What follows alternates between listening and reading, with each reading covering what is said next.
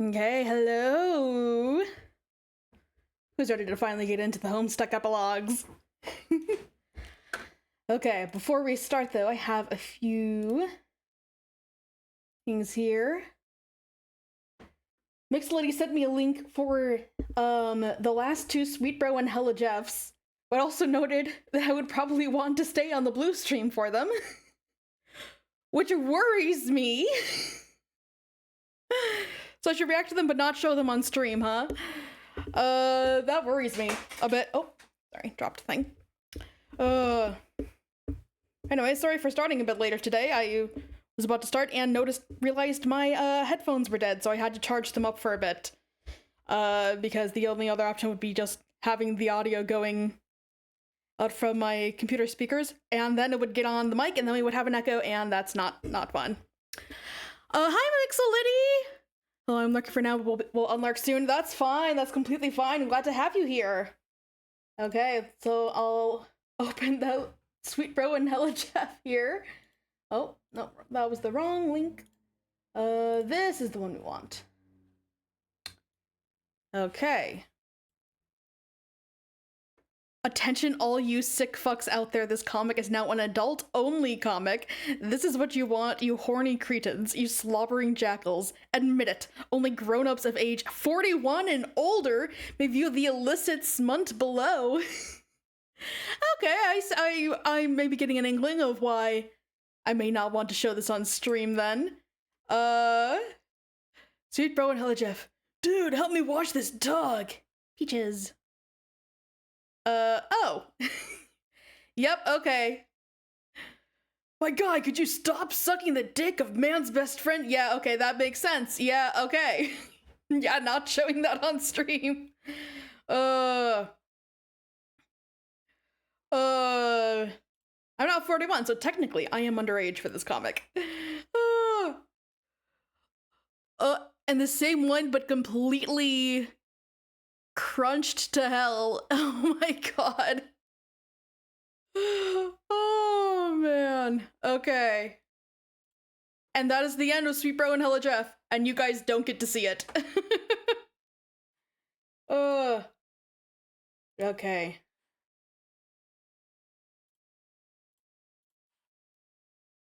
And then the epilogues. Okay, so we can actually get into the epilogue. Oh wait, no, wrong one. Here we go. The epilogue's been noted to go on the website instead of the collection. Oh.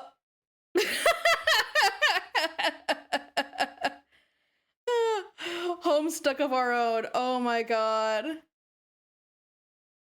Is this actually? Hold on.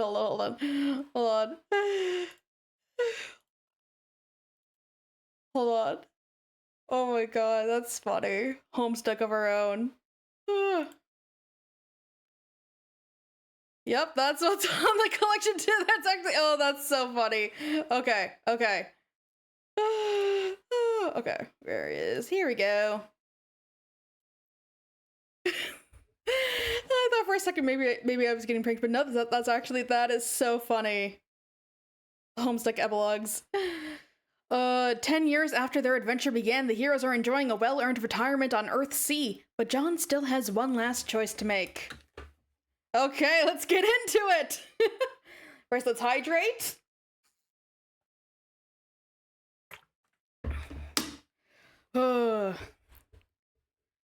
Prologue.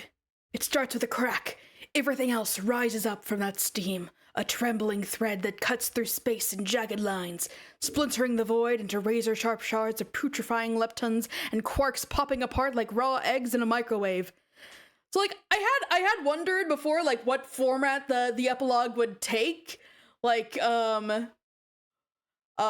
like, would we get, like, the same, like, text format that we got in the regular epilogue, or would it stay committed to, like, the game's done, we're not gonna do that format anymore? So I was wondering what sort of format the epilogue would take, but I certainly did not expect an AO3 parody. Oh, that's okay. Oh wait, hold on. We gotta go through the actual tags here first before we actually get into it. Okay. So, rating, mature, makes sense. Warnings, graphic depictions of violence, major character death, rape non-con. Okay, that's suspicious.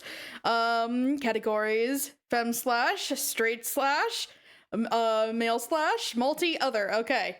Random Homestuck characters, John, Rose, Dave, Jade, Jane. Okay, everyone, anything. Oh, hey, we have Pfeffery! Okay. You may notice I also brought up the Pfeffery shrine again. So Pfeffery is tagged, so I have high hopes now. Okay, Dave Sprite, Calliope, Lord English, okay. Wait, hold on, is Vriska tagged? Is Vriska in here? Yeah, she is, okay. I'm getting some high hopes here. Then, of course, original characters.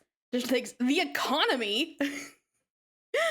Okay. The economy, xenophobia, pregnancy, alternate universe, mind control, non-con, breastfeeding, misogyny, sexism, transphobia, misgendering, canon compliant, canon divergent. Redemption, dubious consent, mind break, world war, political intrigue, robots, child abuse, rough sex, child neglect, alcohol use. Okay, what is gonna go on here? Incestuous undertones, what? Mental illness, suicide, polyamory, clown dynamics, well that's unsurprising. Meta, abuse, fridging, genocide, diapers, murder, honk, just honk. Children, gender transition, depression, toxic masculinity, sexual abuse, friends to lovers, speciesism, babies, manipulation, gore, infidelity, marriage, non-binary characters, milking, identity questioning, feet, political rebellion, fascism, rapping, drug use, funerals, religion, eating, food, aliens, possession, light, BDSM, theft, furry, anthropomorphic characters, power imbalances, blood, trickster mode, body horror, gerrymandering, starvation, cuckolding, interspecies relationships, guns, vor, assassination, alien biology, detransitioning, chronic illness, vomiting, drugging, cannibalism, unhealthy relationships, capitalism, eggs, slut-shaming, black romance, kidnapping, phago, bimboification, poisoning, teenagers, domestic abuse, reality television, ovipositioning, ghosts, revolutionary rhetoric, self-sacrifice, propaganda, super PACs, Pika, early 20th century dance movements, prison camps, existential crisis, xenophobia, daddy issues, bad parenting, addiction, clown. Okay, so we're in for a wild ride. Okay, and nearly 200,000 words, 189,000 words. Great. Okay. So we're obviously not doing that whole thing because oh wait, no, hold on. I forgot. I usually have the full, when I'm on AO3, I usually have the full fic shown on one page. So, no, we can't do that. Okay, now you're here. Hello. Oh, hello. We just went through all the tags. There's a lot here. Okay, I guess we'll see how much of this actually has to do with the epilogue or not. Okay, but here we go. Andrew Hussey, Cepheid Variable, and CT set. Yeah, it's quite the list. Additional contributions by Lalo Hunt and Aisha U. Farah. Okay. 10 years after their adventure began, the heroes are enjoying a well-earned retirement on Earthsea, but John still has one last choice to make. I thought the last Super and Hella Jeff would be thematically appropriate. Yeah. For these tags, yeah, pretty much. Okay, here we go. Chapter 1, Prologue. I always find it funny when we have a prologue in AO3 and it's always Chapter 1 Prologue. I just find that funny. Okay. It starts with a crack. Everything else rises up from that steam, a trembling thread that cuts through space in jagged lines, splintering the void into razor-sharp shards of putrefying leptons and quarks popping apart like raw eggs in a microwave. It's coming undone at a subatomic level, from the bottom up, from the inside out, from the top down. It looks like the eye of from the top down. It looks like the eye of a storm, a black hole so supermassive that it spans the width of eternity. It turns infinity into something as thin and fragile as cellophane. Shreds of its dimensions, a piece of paper pinched together at either end, a hole poked through it. At the center of that hole, the edges can be heard fraying. Pandemonium, as continuity buckles in the middle and the two ends come smashing together. Around the hole, ghosts scream. Okay, so are we talking about the green black hole that happened from the green sun? They claw at the drawing borders of their dreams with fingernail chipping desperation. They whip together like the wind, trailing the mutilated streaks of their hypothetical futures with them. It's a multifractal neon cyclone of primordial conclusion, a churning blunder of hyperfinal, catastrophically terminal, overwhelmingly permanent double death. The screaming distorts and plunges low as it gets closer and closer to the cavity. At the center, that distortion turns into an eerie music. That's where the cacophony ends. The shattering, the screaming, the squelching, the sounds of elemental particles being torn apart like string cheese shoved through a meat grinder and dumped down a strangely melodious garbage disposal. Strangely melodious garbage disposal, huh? It all returns to the same tonic dominant, matching pitch and tone, ironing out the rebellious flats and sharps until the discordance becomes exquisite. A subharmonic symphony that can only be heard in the bones. At the dead center of the event, it is extremely quiet. A silence made of all the suffering that limitless sempiternity. Okay, well, that's a new word for me. Sempiternity. Future duration without end, the relation or state of being sempiternal. Existence within time but infinitely into the future, as opposed to eternity understood as existing outside time. Okay, so this is... okay. The property of being perpetual or seemingly ceaseless. Okay. Future duration without end. That's an interesting word. A silence made of all the suffering that limitless sempiternity can hold, bleeding together until the prism turns to obsidian. It's too vast to comprehend, too black to behold without closing your eyes. Retreating to the back of your own eyelids is to seek the comfort of a familiar darkness. It is to reject an absolute tenebrosity so perfectly alien, it threatens to rip the humanity right through your eye sockets. Okay, another new word. Tenebrosity. All right. Tenebrosity. The quality or state of being tenebrous. Okay, that doesn't help me. The state, okay. Tell me what it actually means, though. Are you kidding? Tenebrous, okay. Dark and gloomy, that's all I needed. Dark and gloomy, okay. This is the end of everything. This is the end of Paradox Space. You wake up. Okay, we're back to our familiar text. Your name is John Egbert, and you have just had a terrible, deeply pretentious nightmare. Okay, that's accurate. You snap out of bed, soaked in sweat, your heart hammering like a fire alarm. It is just as you feared. You've been dreaming in anime again, and you have no idea what it could mean. Look outside just to make absolutely sure the world is not ending. The sun is coming in through your window in bars of soft yellow.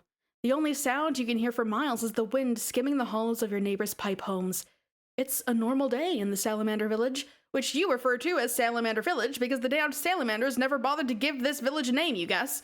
Absolutely nothing of note has ever happened here in the history of the planet, which you would know because you created it. Beside your pillow, your phone is vibrating. Rose is calling. The screen of your phone reads 10:30 a.m. April 13th. And also the number 46, which is how many text messages your friend left you while you were sleeping.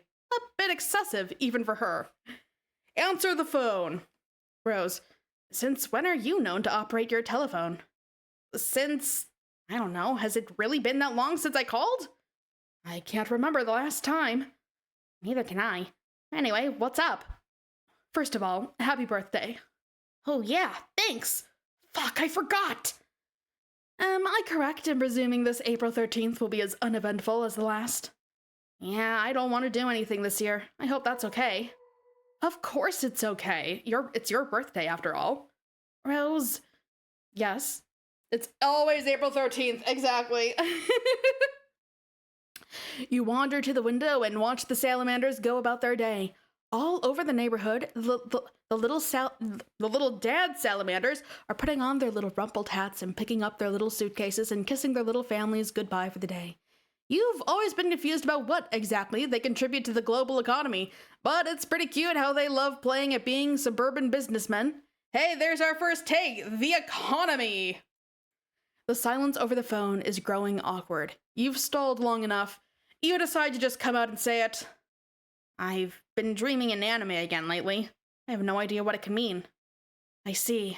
It's horrible, every time. And I don't mean because anime is bad or anything, it's not that. Whenever I have these dreams, everything's breaking apart. Millions of people are screaming and dying. I mean, dying permanently, not the kind of bullshit dying that we've been doing a lot over the years. A couple yards over, a salamander blows an astonishing spit bubble, truly one for the books. Your eyes trace its meandering journey into the sky as you gather your thoughts. What do you think it all means? What do I think what means? What do you think it means that I've been dreaming in anime? I don't have the slightest idea what it means that you've been dreaming in anime, John. To be honest, You wait for Rose to finish her thought. She doesn't, which is troubling because you've never known Rose to leave a thought unfinished in over 10 years of acquaintance. I suppose it's possible it may have happened one of the times she died. You wouldn't bet on it, though. Rose, are you okay? Not exactly. What's wrong? I think my condition's been getting worse lately. Condition? It's why my message probably sounded urgent. You left 46 messages. Yes, they were all urgent. Oh. Yeah, John, maybe check your messages once in a while. Not that I'm any better at checking my messages. Ugh, I cannot judge him.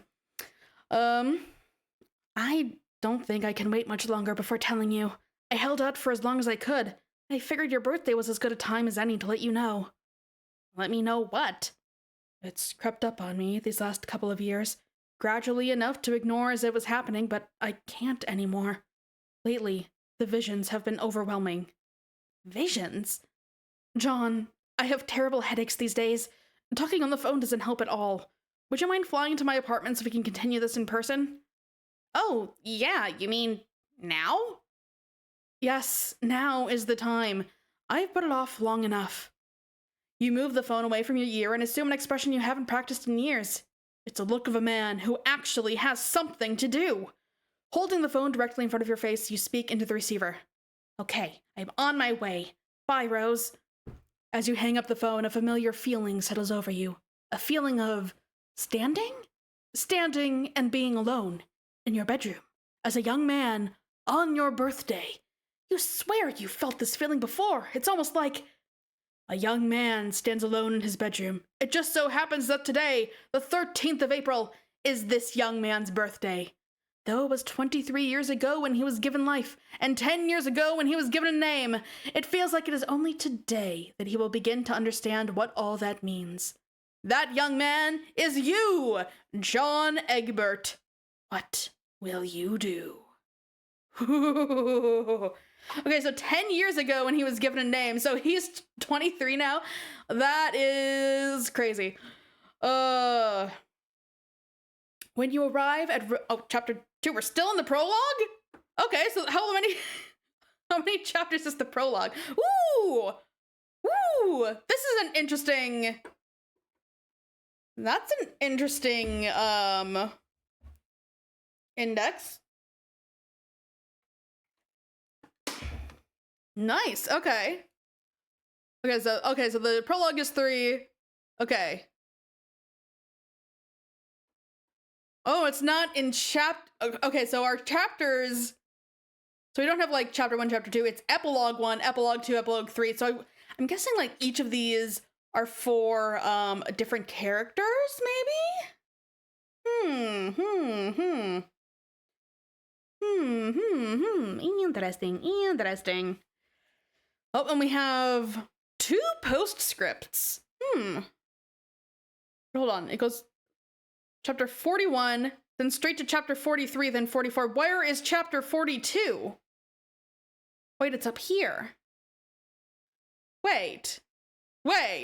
So 41, 42, and then okay, wait, what is up with these? Hold on. 1, 2, 3, 4, 5, 6, 7, 8. Oh wait, hold on, okay. Wait. An 8, and then epilogue 2 continues the numbers. Epilogue 3, epilogue 4, that continues. Oh wait, okay. And 44, and then this restarts the counting. Okay. Meat, candy. Okay, yeah. Let's get back to the prologue. Yeah, you're right. We'll figure this out eventually. It'll tell me. It'll tell me what's going on. If I just keep reading. I keep falling into this trap. When you arrive at Rose's apartment, you find her asleep on the couch. You slide the balcony door open quietly. Rose? Her eyes flutter open. She looks like a ghost, and not the kind of ghost that looks and acts exactly like an alive person. How long have I been sleeping? I don't know, I just got here. Are you okay? I'll be fine. That looks a lot like a lot of pills you're taking there. Yeah, it's not what you're thinking, though. What am I thinking? These are controlled substances that have been prescribed by a legitimate doctor to ease the symptoms of my condition. I'm using them only as instructed. Okay. So there's nothing to worry about. But you said you have a condition. Isn't that bad? You watch her rise in stages. Her arm is trembling where she's bracing it on the couch. Oh, yes. The condition itself is not ideal, obviously, and perhaps it does constitute something to worry about in the context of a different conversation. All I'm trying to say is, I'm not backsliding, if that's what you're wondering. You spend several pregnant moments saying nothing at all in response to this. You examine Rose's supine, languid form on the couch, optimistic that she will continue speaking any moment now. I struggled with substance abuse for a while, years ago, remember? Rose, Jesus, I wasn't going to accuse you of being a drug addict, and I didn't fly over here to give you an intervention. It sounded like you had some important stuff to tell me, and the fact that you also seem to be sick is more than a little alarming. I wouldn't say I'm sick. Just having a spectacularly debilitating headaches as a result of my visions becoming more frequent. Oh, yeah. What are these visions you're having? I'm a seer of light, John. I know. So, you mean like your standard psychic visions about the future and stuff? What's going to happen? Should we be worried? It doesn't technically pertain to the future. Well, not our future. My abilities have broadened considerably beyond their previous horizon. They shed light on many unforeseen events. Past, present, future, and realities and frames of reference that have no intersection with ours at all. It seems to be an unfortunate side effect of God-tier abilities that can advance at a rate beyond one's physical ability to keep up with. Fortunately, it doesn't seem to be happening to anyone other than me. Yeah, I can't say I've noticed anything like that, or improvement to my powers for that matter. It's not about gaining additional power so much as the gradual dissolving of the boundaries between your own awareness and that of your many doomed selves who perished in other timelines. It's a slow and apparently rather uncomfortable accretion of knowledge. Perhaps I'm the only one to notice any change, since my aspect explicitly relates to knowledge. I guess that all makes sense. So, what are these visions showing you? Many things. They're quite disjointed, and sometimes hard to rearrange into coherence. But in totality, I have pieced together a greater understanding of our present situation and all the events that led us here. You watch Rose stagger to her feet and cross the apartment. At the kitchenette, she knocks back another pill with a practiced motion. No water. Her vacant stare drills into the countertop as she quietly waits for the medication to take effect. By the way, don't do that. Don't take medication without water. It's like even if you can, don't do it because it can cause acid reflux and stuff. So it's better to just take it with water. Yeah. And what? What is it about our situation that you wanted to tell me? Is it bad? Rose gonna rose. Yep.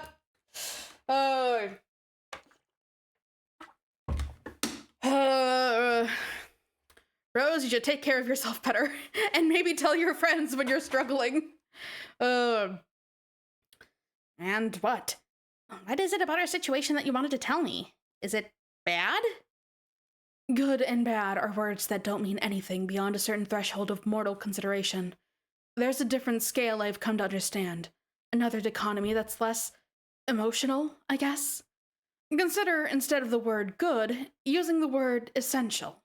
And what exists as the opposite polarity from essential is something that is best not to contemplate.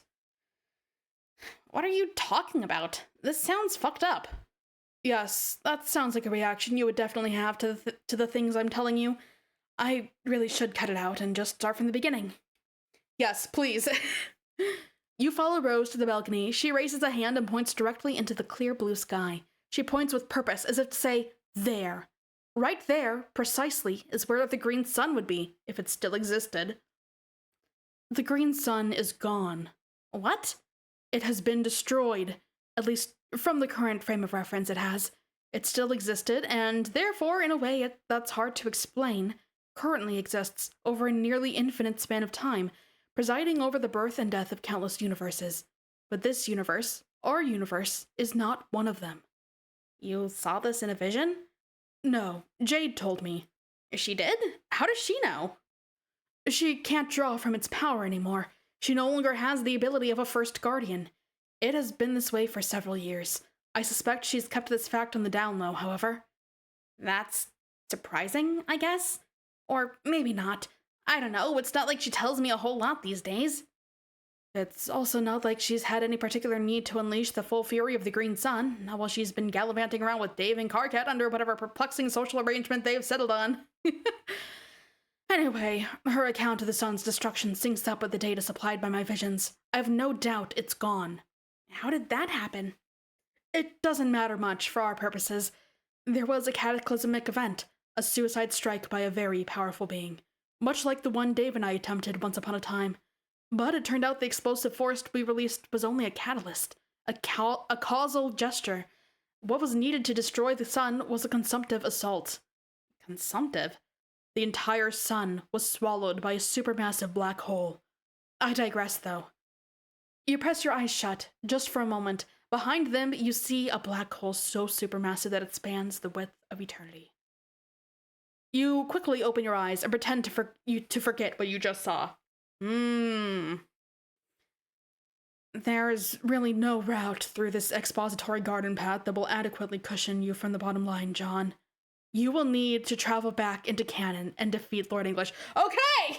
We're actually gonna get a Lord English fight. Nice! You shrug and try to look casual. You pull off the most casual shrug that a guy has ever shrugged when being presented with the inevitability of his own fate. If Rose were looking at you right now, she would be totally convinced that you are approaching this topic with a level of nonchalance that is entirely plausible and genuine. You're sure of it.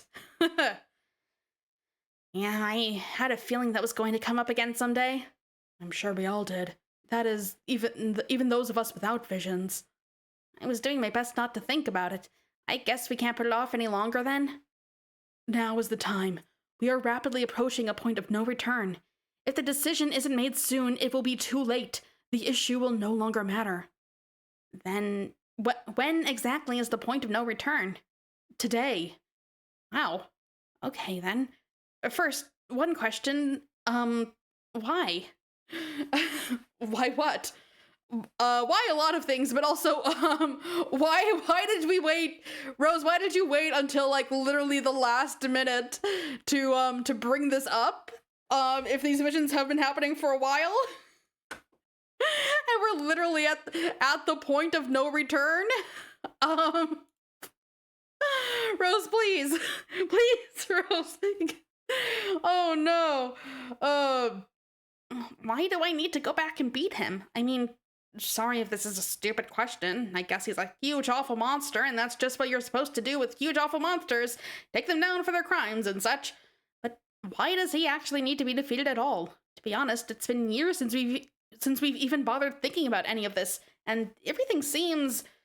Take a look around and survey the current status of all life on Earth, which is totally possible to do from the vantage point of a single apartment balcony. Fine? Of course everything is fine here. We're outside of canon now. Yeah, I know. What does that actually mean, though? Are you saying this isn't really happening? Of course it's happening. Just because certain events take place outside of canon doesn't mean those events are non-canon. Oh. I mean, by definition, it kind of does. But we're gonna go with it. We're gonna go with it for now. The day we went through that door and claimed our reward, we passed a threshold between continua marked by differing degrees of relevance, truth, and essentiality. Those are the 3 pillars of canon. What? Rose shoots you an irritated look. You know what that look means. It's reserved for the sort of bozo who just said what once too often. Relevance, truth, and essentiality. Okay. So, as long as something is relevant, true, and essential, it's canon? Okay. Any event said to take place inside canon will have non-zero values of relevance and essentiality while maintaining an absolute foundation in truth by definition. Whereas events outside canon have diminished values of relevance and essentiality, or, for the most part, can be considered neither relevant nor essential at all. But such events can't be said to be untrue either. Instead, it's better to regard their truth values as highly conditional. Are you still following? Oh, yeah, totally. Say, oh yeah, totally. Oh, yeah, totally. So, to be clear, everything that's taken place here on Earth C since we exited canon can be considered completely irrelevant, and for the most part, absolutely inessential. Yet none of it can be called untrue, at least up until precisely today. You know what? This is actually a pretty good way of describing the relation between canon and non-canonical works. And also just, cause like the story we get in canon is just like where this, like the best place for a story to end and the best place for a story to begin. Like that is the range within the story takes place, but it doesn't mean like the best story will convince you that events are still happening before and after that point. The story itself just doesn't cover those points of before and after the actual story that we're told. That doesn't mean that nothing happens after the story has ended and nothing happened before the story began. That's actually a pretty good way of describing it. And it's up to people who make non-canonical works to imagine what happens outside of the range of the story. Yeah, that's actually, you know, a pretty good way to describe it, actually. Oh, where did I leave off? Yes, yet none of it can be called untrue, at least up until precisely today. Okay, then what does non-canon mean? Events that are formally non-canon have no truth whatsoever by definition. They may have relevance and essentiality values that are non-zero, or even quite high, but only as projections along an imaginary axis resulting from highly subjective frames of reference. But due to those events having no truth, and thus carrying no real weight, the other properties are basically rendered meaningless. You can feel your eyes go wide as the gears in your head slow to stop. The implications of what Rose is saying are as vast as they are completely incomprehensible. Your mind has just been blown. John? Are you okay? Your pupils have gone quite wide, thereby facilitating the appearance that your mind has just been blown. Sorry, I'm just trying to wrap my head around this. You, of all people, really should have a good intuitive grasp over these concepts already. You're the one with the retcon powers, after all. I know. Like, I mostly get it, I think. I just wouldn't have thought to put all of this in such a jargony way. Sorry, that's kind of what I do. It's fine, I'm just a bit rusty is all. It feels like it's been so long since I did, or even thought about anything that mattered at all. Yes, the longer we live outside of canon, the more tenuous our relationship with canon becomes, hence the urgency. Then what's going to happen if we keep dragging our feet? I mentioned that events outside canon have a truth value that tends to be conditional, remember? Well, I did. But let me put it another way. As long as we live outside canon, everything that happens will technically be real, but only conditionally. There are certain crucial events inside canon which must happen in order to continue to prop up the legitimacy of events here on Earth C. And you specifically, John, have a responsibility to make sure those events take place. And I take it that means going back and killing Lord English? Yes. His defeat is the keystone to this entire continuity. Much like his life, in some stock way, governed by the overall design of the bridge which that keystone was holding up. But without it, all of this falls apart. Everything we've been through, in a way that's impossible for a single mind to fully comprehend, becomes retroactively discredited. So, reality will be destroyed or something? Hasn't that already sort of happened? I mean, when all the black space started cracking? No, this consequence isn't physical or even a disruption of the timeline. It's more of a conceptual unraveling. If you miss the chance to authenticate canon events, something will take place that's a bit difficult to describe, but I've encountered a term for it. It's called dissipation, like a notional fading, as if something somewhere is undergoing a process of forgetting, and we are what is being forgotten. All ideas, people, and their full potentialities, possible outcomes, and their specific unfolding, all these things live inside conscious frameworks. The further removed we get from authentication of canon events, the less relevant they become, and they slowly fade from the conscious frameworks which kept them stable. Make a theatrically startled expression. Okay, I guess we don't want that to happen. So I wonder if this format, like with just the text and not the we're not having any images or comic panels, I wonder if that's due to them being like, you know, the world being in this state of being at risk of being forgotten, and once we defeat our Lord English or fight him or whatever, then we're maybe gonna start getting some images, maybe, or maybe the whole thing will just stay in this text only format. Maybe I'm reading too much into it. We'll see. Okay, I guess we don't want that to happen, or unhappen, whatever.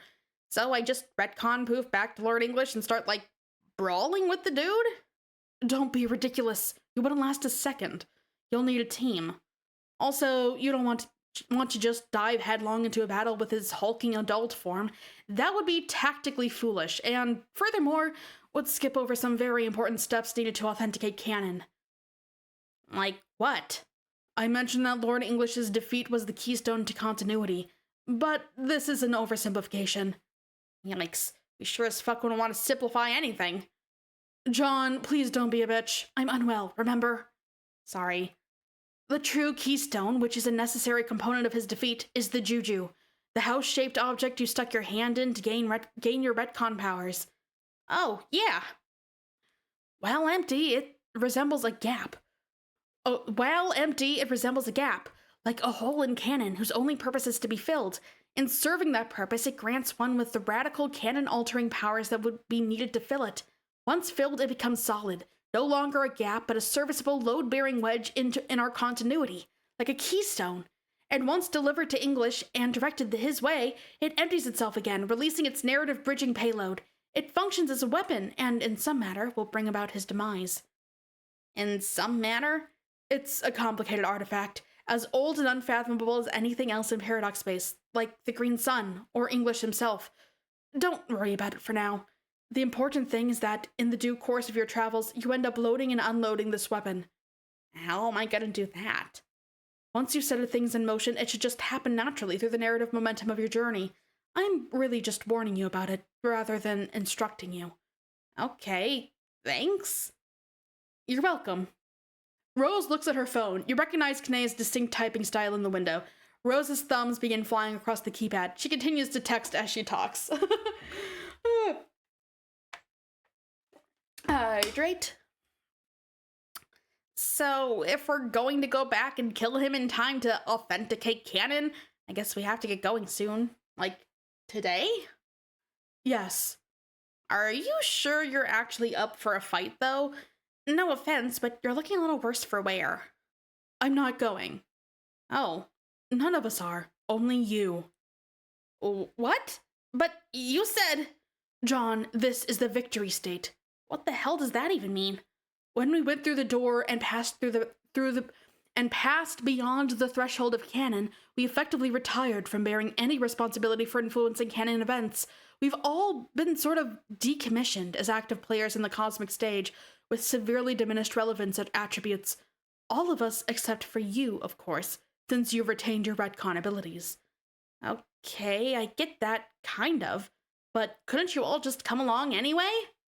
Yeah, also, didn't she say that he would need a team? That going against English on his own would be tantamount to suicide? Okay, so are we gonna be introduced to a bunch of new characters that are gonna join John? It seems kind of late to be introducing a bunch of new characters if we're in the epilogue, if they're gonna be as important as to fight against Lord English with John, but I guess maybe that's...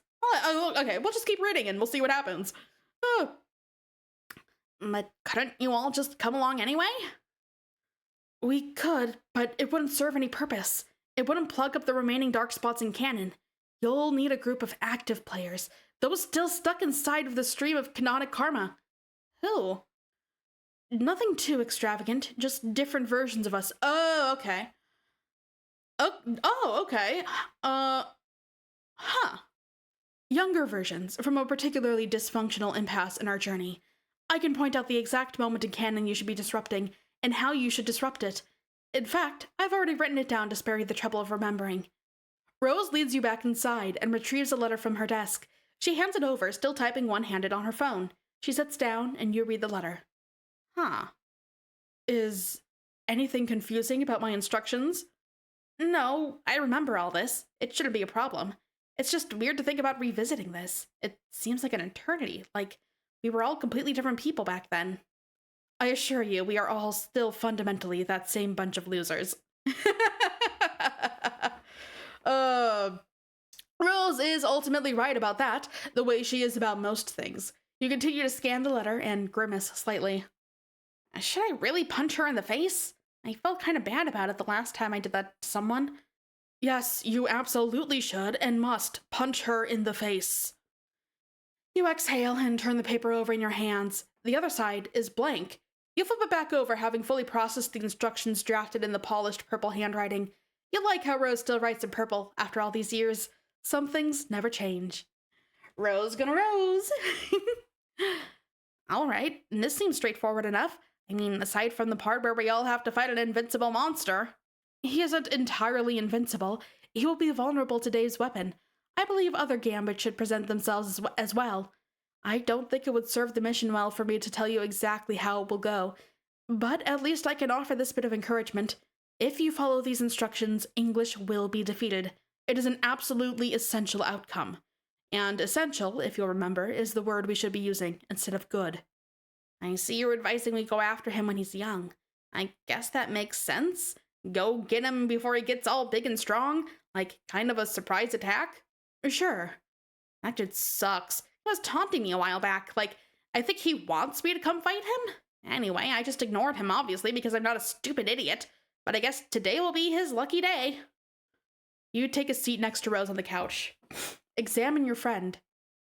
Her eyes are closed, and her hands are folded in her lap. She's not asleep, but she looks wasted. Like all the life in her has been sucked out through a straw. Like she's insubstantial. When you were kids, you always thought that Rose Lalonde had all the answers, that she could fix any problem with a wall of text and a witty rejoinder. You guess that much about her hasn't changed. She's still trying to solve the problems you all left behind. You can't believe how sick she looks. How did this happen to her? I should probably get going and let you rest. We can talk all about it when I get back. I'll fill you in how it went. Hopefully you'll be feeling better by then. Oh, yeah. Is something wrong? Oh god, is it not going to help Rose? Even if they win against Lord English, is it not going to help her? Rose opens her eyes and looks at you, but she says nothing, just looks. I'm not scared if that's what you're worried about. You already said we're going to defeat him, so nothing to fret over, right? Yes, you... Something flickers through her eyes, almost too quick to catch. When she smiles at you, it's warm and sincere. You're going to do great. Rose slides her arms around you. After a while, she releases you from the embrace and gets up to fetch her bottle of pills. She pauses at the bedroom door to look at you one more time. Goodbye, John. She closes the door behind her. No! Nope. I have a very bad feeling about this. I have a very, very bad feeling about this. Oh. Look at the letter. You run your thumbs along the edge of the paper. Is this really it? One hug from Rose and you're off to face your destiny? The instructions in the letters are clear, but you aren't sure precisely what to do next. Inertia and indecision keep your feet planted firmly on the carpet. Then, as if directly answering your quandary, your phone buzzes in your pocket. It's a text from Roxy. Read text. It sounds important. You get up to go without even thinking about it. You exit through the sliding glass door and leave it open behind you. I'm very worried. I am very, very worried about, this not ending well for Rose no matter what we do. Yeah,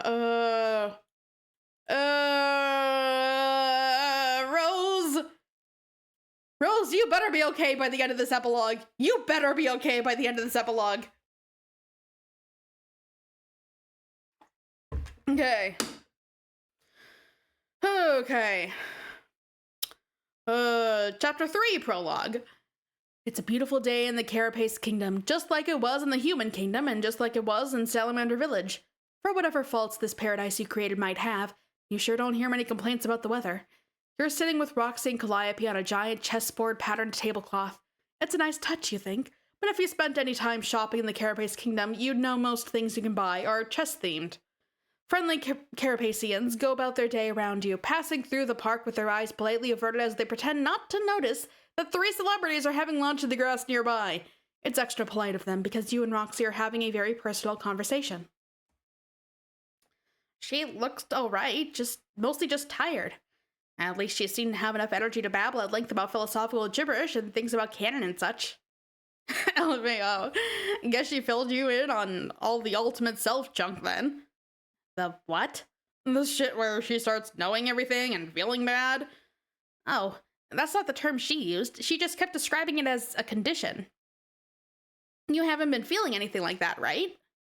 What are you, getting to know my ultimate self? Yeah. Man, I've barely got a hold of my basic ass self. Yeah, she said she was the only one going through this that she knew of. Poor Rose. At least all that medication seems to be keeping her sort of functional. Roxy gives you a serious sidelong glance. Remember that whole totally unprovoked spiel Rose gave you about substance abuse? She said it wasn't like that. I mean, she said it was under control. Oh, what the fuck do I know? The only illicit substance I've ever done is lick that stupid trickster lollipop. Never again. Yeah, whatever. Can't say it's much my business anymore. Rose and I aren't as close as we used to be. Oh? You nod, sort of knowingly, because you're thinking about how you hadn't talked to Rose in ages either. Roxy gives you a quizzical look, but you turn away before she can draw meaning from it. Okay, so has Rose sort of been, isolating herself from everyone, then? That's not good. That's not good. Oh dear.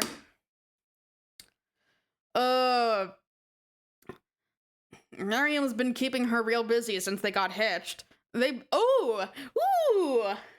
both vanished down the brooding caverns, and that was pretty much that. Only since she got sick and spent more time at home did we start talking more again. It's been great, but our conversations have been a little bit upsetting. Ooh, they got married! Okay, that's a good thing. And here it comes. The thing you were trying to avoid thinking about the moment Roxy texted you. About how you haven't talked to Roxy in ages either. You're having such a nice time ignoring that fact, too. Change the subject. So, are you and Callie still living at the same place I last saw? The one near the tower? You look towards the bell tower in the distance. It's a Gothic building so tall that it cuts a shadow through the midday sun. It's an important landmark in the kingdom, the tallest structure for miles around, and the only way you can ever navigate your way here flying. Carapace architecture is otherwise identical, a reflection of their functional collectivist society. Huh, okay, so basically to get anywhere here, you have to basically just look at the tower and figure out where to go in relation to the tower. That seems pretty complicated. Yep.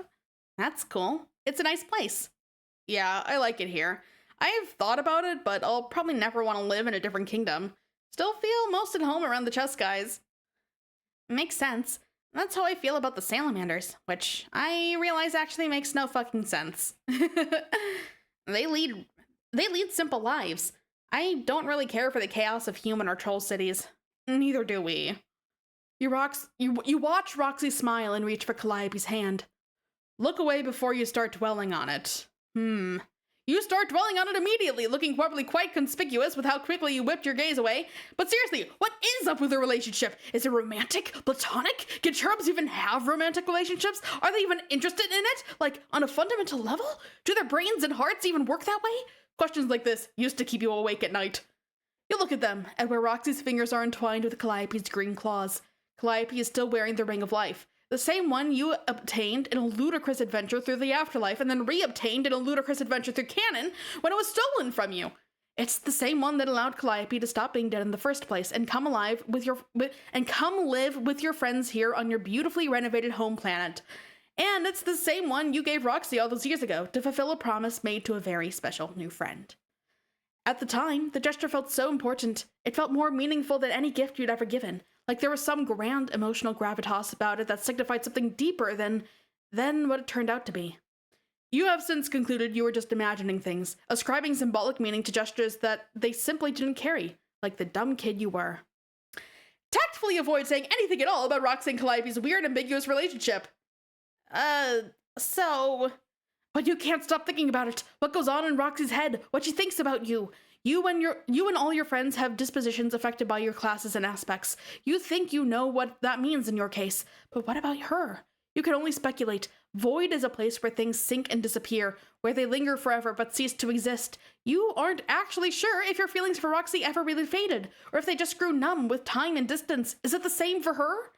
You search your soul for the answer, but come up empty. The truth is, you suspect her mental interior is unfathomable. In fact, you feel sure of it.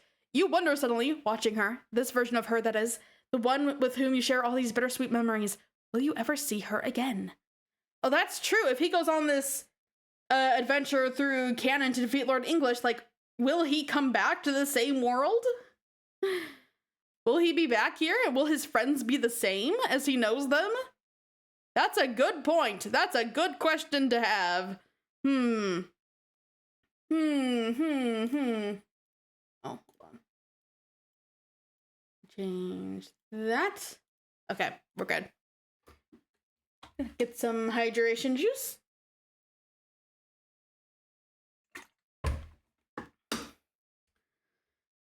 Well, like, did John always have a crush on Roxy? Did we know that before? I don't remember. Is this something that happened between the end and the epilogue? Because I do not remember this at all. I do not remember. Oh, maybe. I just tend not to really focus much on the romantic aspect of relationships. So maybe I just ignored it. Or didn't pick up on it. Will you ever see her again? I'm more concerned about this. Yeah, I'm more concerned about, John potentially never seeing the friends as he knows them again. John. What? Please forgive me if I come across as impatient, but if we are finished with the pleasantries, I believe you have a choice to make. Huh? The choice as to whether you will go defeat my brother, or stay here. Have you decided yet? There's a choice? Calliope is smiling brightly, but Roxy's face has no expression at all. I was just assuming I had to go. Because if I don't, then a lot of stuff will stop being real. Or, stop being canon? To tell you the truth, I'm a little confused about what will happen if I don't go. But it sounds like it will probably be bad. I think John also didn't pay much attention to it before, like you. Oh, that's okay, John. We're in the same boat here. Oh, yeah, that makes sense. To tell you the truth, I'm a little confused about what will happen if I don't go. But it sounds like it will probably be bad. That may be so. We are not here to caution you about the consequences of your decision either way. But there is always a choice. Roxy and I merely wish to invite you here for a nice human picnic and show our support for whichever decision you make. To be honest, it's a relief to finally be doing this. It is? How much have you actually talked about this? How many people knew this was going to be a thing? And just us and Rose, well, Dirk too, I think. She's been talking to me about it a bunch. And him too, but I don't know how much. He's got like thoughts about all this shit. But whatever, that's not important or even remotely surprising. Bottom line, Rose has been tormenting herself about having to tell you. I'm just glad she finally said it so she can rest. Now it's up to you. Okay, so she's been talking to Roxy about it. Dirk may know, but only told John when it came to, like, the actual day of. I wonder if there's a reason behind that. I wonder if there's a reason about it. About a reason for why she didn't tell him but here, or maybe she just didn't want to think about it and procrastinated until, it's the due date. I wonder. Yes, take all the time you need. Again, we aren't here to influence you. It's very important that the decision comes from your desire to go through with it one way or another. Any tampering could taint the results. Wait, what? So, what'll it be, John? People always leave John out of the loop. Yeah, poor John. Oof. A chill runs through you and stays there. Consider the gravitas of this choice. You try, but you can't, because you weren't really prepared for it. You didn't think it was a choice at all until this very second. Think back to the way Rose looked at you before she went to bed. What has she told Roxy that she didn't tell you? The chill tightens around your throat and turns into fear. No, not fear. The feeling is worse than that. It's regret. You wasted your time here on this idyllic restoration of Earth. Why did you spend so much time alone? Moping around the house, mourning your dead father, who probably would have wanted you to get more enjoyment out of your teen years, as well as your unusually early retirement. There's so much you could have done. You could have even reached out to Roxy again. Maybe she was waiting for you to do that. Maybe your withdrawal hurt her. Maybe she was heartbroken, just like you kind of feel right now. You study her perfectly stoic face and include nothing from it.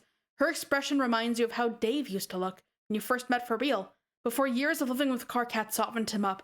Impenetrable cool.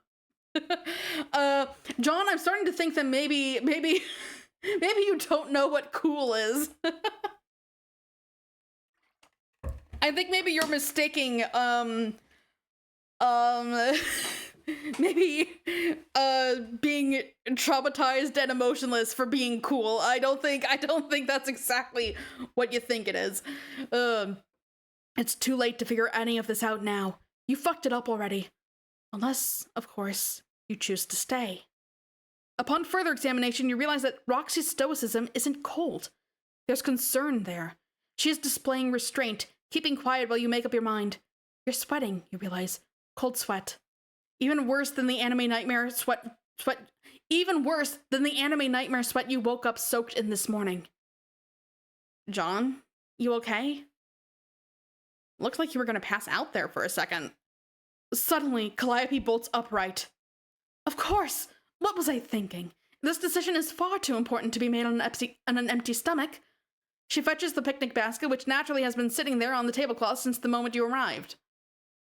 Here, before you choose what path you're going to take, you should decide what you'd like to eat. I've packed a wide variety of provisions, easily enough to satisfy even the most ravenous picnic-goer's appetite. Behold, an array of savory delights for the carnally inclined. Or perhaps something for your sweet tooth. If a lust for treats is what stokes your desire. Calliope! Calliope produces 2 dishes from the basket and begins gingerly unwrapping them. The unwrapping is so ginger, in fact, that there's something almost dramatic about it. Like the opening theme to that boring sci-fi movie with the monolith and the bone-throwing monkey should be playing as she peels away the cheesecloth. On the plate is a rare pile of meat. Rare, almost bleeding cuts from animals you can't identify. The other plates hold a generous heaping of colorful, exotic-looking candy. You scoot to the side and peek into the basket to see if there's anything else. There's a book in there, but no more food. This is all there is. Contemplate your lunch. You put a finger to your lips and focus on the food with great intensity. You stop fretting about choices and heartbreak and eternity and Lord English. Your entire world narrows to a single point of light as you are utterly consumed by the overbearing decision about which of these absurd meals to have for lunch. Meat or candy? Hey, that's the split we saw in the index. Okay, so whether we choose to eat meat or candy decides what path we go down? Meat or candy? The two possibilities pinball around your skull. Meat or candy? It's a tough choice. On any other day, you might be inclined to simply follow the whims of your cravings, but no clear victor surges to the forefront of your mind. Either option offers a tempting means of sustenance. You know the meat will be rich and filling, and if you're honest with yourself, you haven't had the most robust diet of late. You didn't even have breakfast. It's probably a good idea to eat something resembling a real meal for once. But you're no stranger to Calliope's tastes. As far as carnivorous comestibles are concerned, you know, every cut on that plate is rare to the core. It'll fill your mouth to bursting with juice, lie heavy in your stomach for hours to come as your body works to break down all the nutritious protein and fat. It might be tough to chew. It might be even tougher to swallow. Maybe the candy is the better choice for a picnic like this. Something that'll go down easy and fill you with bright energy as you pass the time with your friends. You know you need to just let go sometimes and stop worrying so much about what other people expect of you, or even what you expect of you. It's not a bad thing to enjoy yourself just for the sake of pleasure, but eat too much and all that sweetness could make you sick. Rox and Calliope glance at each other in confusion as you deliberate over what to eat. You suppose it's taking you a while to choose, but each dish is appealing enough in certain ways. Each has its potential dietary drawbacks. You don't want to make a decision you can't stomach. Meat or candy, John? Meat or candy? You release your breath when you realize you've been holding it. You're being ridiculous. What's the sense in fussing over lunch? In the end, it really doesn't matter. Whatever you choose, it'll all be flushed down the toilet tomorrow. Just go with your gut. Don't sweat the small stuff. There are much more important things out there to fuck yourself up over. Okay. Meat or candy? So I'm guessing meat. We go back into canon, we fight Lord English, we do all this difficult stuff, and we get all this actual these cool, interesting details about canon and the story, and maybe get filled up on stuff. Candy, we just have I'm guessing we stay here. John hangs out with his friends, fix up his relationships here. We get some sweet character moments. So that's my guess here. Until things fall apart because canon's still broken. So meat or candy? I think we're gonna do meat first, but we're obviously doing both of these. Meat, Epilogue 1, and we're back. We're back to our MS Paint Adventures layout. So we're back to this layout, but we still are in a text-only format. Interesting. Meat was definitely the right choice, you think, as grease drips down your chin. The meat is cold and undercooked, so you have to grab it with both hands while you rend it apart with urine scissors. It bursts in chunks, filling your mouth with blood and your throat with mangled knots of gristle and long strings of muscle fiber. We're gonna zoom in a bit. You take big bites, almost too big to swallow. So big that you choke on the meaty mulch and hawk some of it up into your nasal cavity. You sneeze out a gooey rope of phlegm and flesh. You stop for a moment to wipe your face, but your chin is still slippery after you swipe the mess away. Slivers of meat catch between your teeth as you masticate with bestial enthusiasm. You use your thumbnail to fish them out. Finish up. Some of the blood has coagulated on the surface of the plate. You grab it from Calliope and lick it clean. She watches you, calm, placid, alien. Roxy has leaned forward to scrutinize your slovenly feasting, her eyes wide and intense. You stare back at them with your hands coated in unctuous organic matter and flecks of seared skin. The blood on your hands is so thin that it's like oily Kool-Aid pooling in your palm. Think, suddenly, about all the many horrible crimes committed by Lord English. God, that guy is the worst. The memory of his stupid face and his terrible art and all the abominable misfortune he has caused across multiple universes and timelines makes your meal start to curdle in your stomach. The meat sits there like a big, lardy mass, a black hole bursting the universe apart around it. You feel like rocks are churning in your gut and your mouth begins to water, hot and sour. The flavor of the afternoon air changes around you and it's too hot, almost suffocating. You swallow back a mouthful of pungent bile as your eyes swim and lose focus. You know what you must do. I know what I must do. Of course you know. What kind of guy would you be if you stayed here when you're the only one in existence capable of completing the grim task? A pretty shitty one who just sneezed up a chunk of raw meat in front of a girl who you used to have a giant crush on. I have to go back and kill Lord English. You sure? I think so. It will probably be hard, but I think it's the right thing to do. Everyone is counting on me. Roxy pulls back and takes a deep breath. It's a very thin breath, and her bottom lip quivers a bit when she sucks it in. She looks disappointed, though you could be misreading her, as usual. Calliope looks, well, her face is a permanent gritting skull. You'll be damned if you know what's on her mind, either. I understand. No one says anything for some time. A pleasant breeze rolls down from the hills.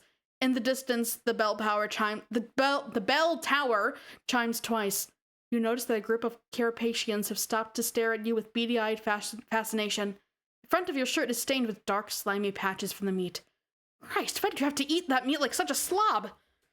So, is that it? Should I, get going? If this is your decision, then yes. There's no time to lose. If the choice you have made is to matter. Calliope closes up the picnic basket and stands. Roxy follows, taking Calliope's hand in hers again. Say goodbye? Okay, then. Thanks for inviting me to this picnic. I guess I'll see you both when I get back. Neither of them reply. You look from one to the other, then back again. A loud belch escapes your mouth, catching you completely off guard. The gastrointestinal ambush releases an invisible cloud of chewed-up protein odor into the public park. The gross ball of muscle roils and snarls in your belly like an unruly groundhog, prodded yet reluctant to come out and see its shadow. Ugh, why are you thinking about this? Hug them, dummy! They're not replying either to the when I get back thing, and Rosebud says it, and I'm thinking maybe he doesn't come back. Maybe it's not that, like bad stuff happens to Rose regardless of what he does. Maybe it's just that he's not going to be able to come back when he goes. I'm thinking that's it. You hesitate a few awkward moments too long. When you go to hug them, they've already turned away, leaving you standing in the middle of the park alone with your arms half raised, cupping the air. It's so pathetic that the eavesdropping Carapacians finally scurry away, overwhelmed by their secondhand embarrassment. You didn't even know they could get embarrassed. Oh, 1 second. Gotta check what this is. Okay. You drop your arms and sigh. Time to get on with it. Before you leave, you fly back home and take one last look around Salamander Village. You breathe in the clean, crisp air, listen to the pipes chime, soak up the unfiltered sunlight. You then head inside for a wipe down, since it feels like you've been making face-down snow angels on the floor of an ill-kempt slaughterhouse. You head to your bathroom and wash all the meat off your face, but somehow you still don't feel that clean. An invisible layer of oil seems to cling to almost every square inch of your body, no matter how hard you scrub. You go to your bedroom desk and dig out some stationery. Write, Dear Roxy. You have never written a note so quickly or with such clarity of heart and mind. When you're done, you write 9 more. Your hands leave grease stains on the paper. You leave 10 envelopes on your bed, arranged in a tidy circle with the names of your 10 closest friends written on them. Then, with absolutely no fanfare, you leave all of them and this idyllic world you've created behind, and zap yourself back into canon. Ooh. Okay. So I'm doing meat first, because I'm guessing this is probably going to be a rather difficult story. Probably gonna have a fair amount of tragedy and sadness and difficult choices and difficult battles and stuff. And so I'm figuring, like, Candy,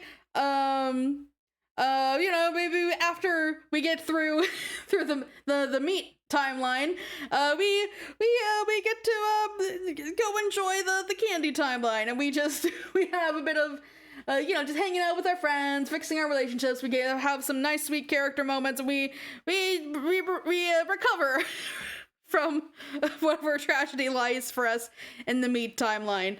And that's the whole point of dessert. You have the sweetest, you have the sweetness at the end of the meal, so the sweetness lingers. So that's the point of it. So, okay. All right, okay. We're zapping ourselves back into canon. Ooh, oh boy, here we go. Bro. In the heart of the Troll Kingdom's capital city, Dave and Karkat are sitting on their couch with 1.5 feet of space between them. It's a typically picturesque day outside, but Karkat has the curtains drawn shut all the way. This is part of their compromised living situation. Dave puts up with the trollish non-Euclidean architecture and bizarre social norms. Bizarre social mores, huh? And Karkat has adjusted his diurnal schedule to, in theory, see the sun. Ooh, when I read them, I switched back and forth at certain moments. Ooh, maybe I'll do that. Attempted to make it a more balanced meal, huh? I don't know, should I read all of meat and then read all of candy, or should I go back and forth? You know, we just read the, like, when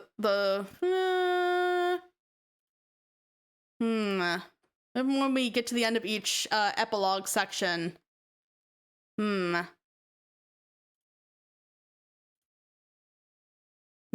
Okay, we'll just get through the end of the first epilogue for meat. And then we'll see when we get to the end of the first epilogue of meat that how we feel about going back and forth, maybe. We'll see then. Dave puts up with a trollish non-Euclidean architecture and bizarre social norms, and Karkat has adjusted his diurnal schedule to, in theory, see the sun. Yeah, those dividers are useful. Yeah. Bro, you have got to check this out. Karkat is leaning forward, munching on chocolate-coated beetles and totally absorbed in what he's watching. The glow from the television highlights the dark bags under his eyes. Dave reaches out and, very gently, pokes Karkat in the cheek. Karkat flinches out of his full-body slouch. Not now, Dave! Jake's ass is on TV again! Stop ogling Jake's ass. This is very important. Who the fuck are you to tell me whose ass I should stop ogling? Look, it's absolutely hypnotic. I mean, not in a sexual way, per se. Of course. Of course. Oh, hold on. Gotta check this.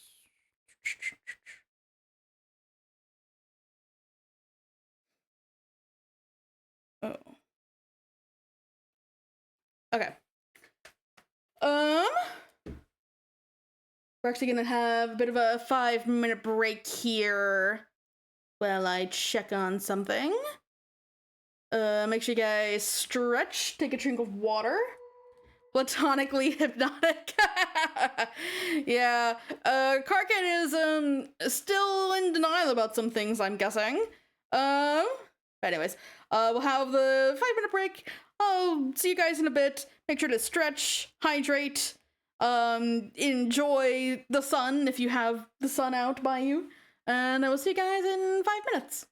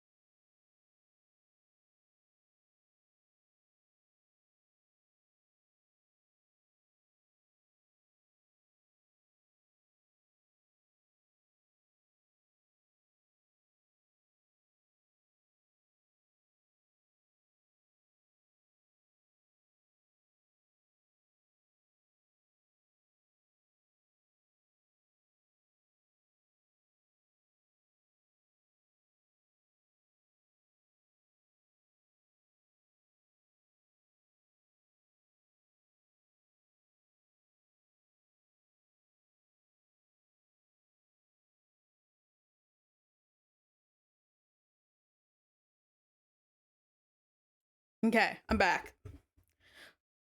Wait, hold on.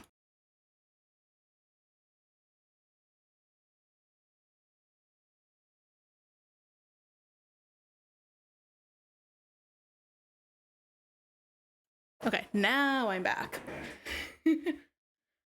Oh, well, now I have a kitty wanting to get out, so. Hi. Hi.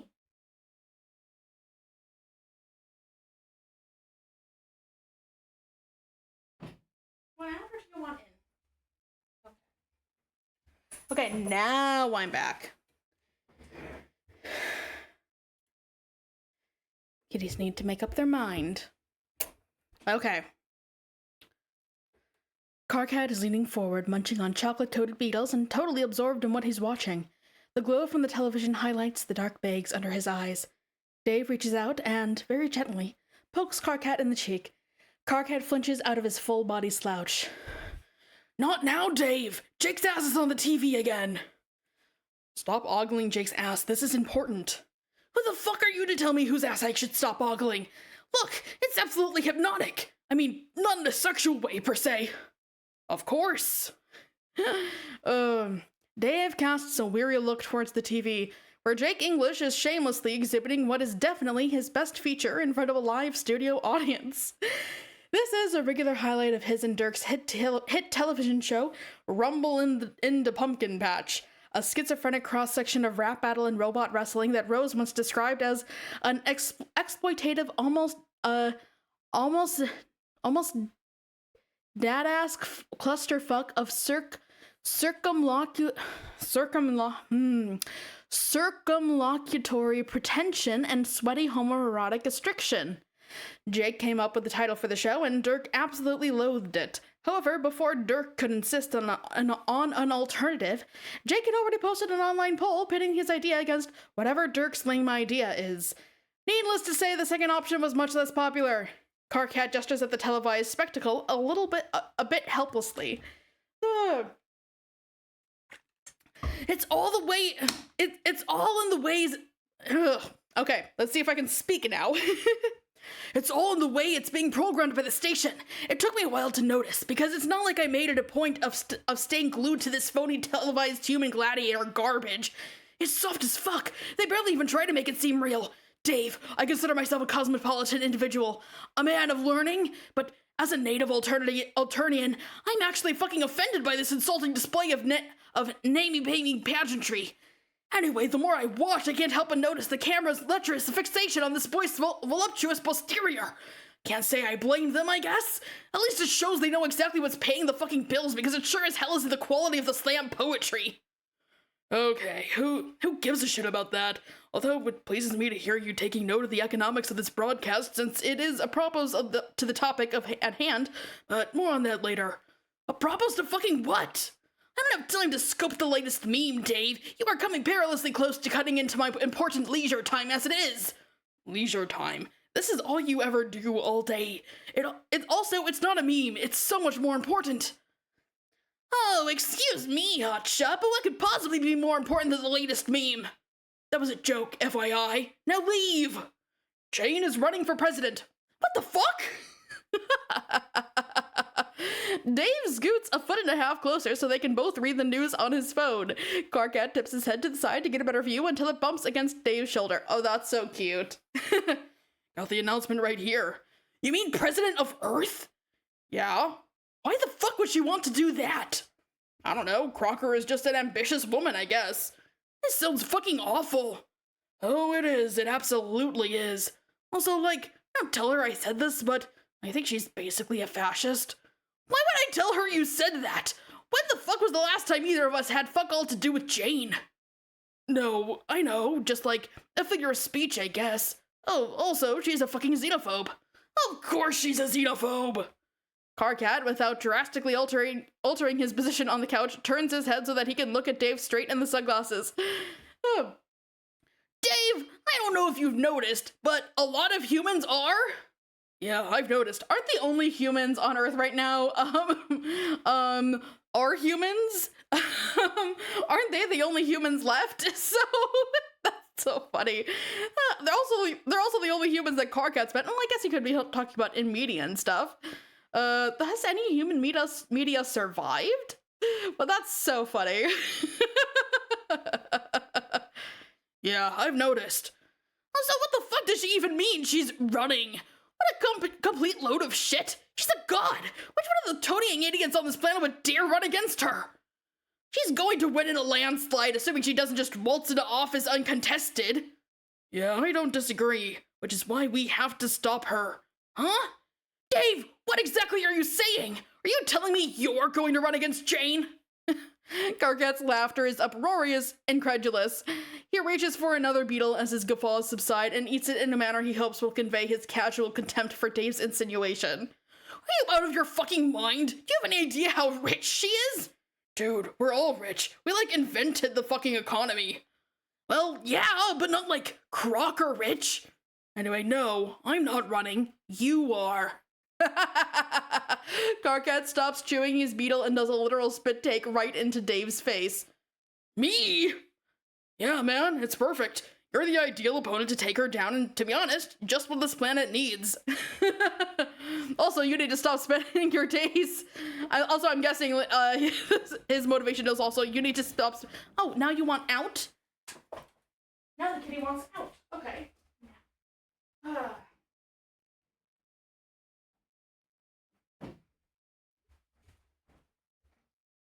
Just wait another 2 seconds.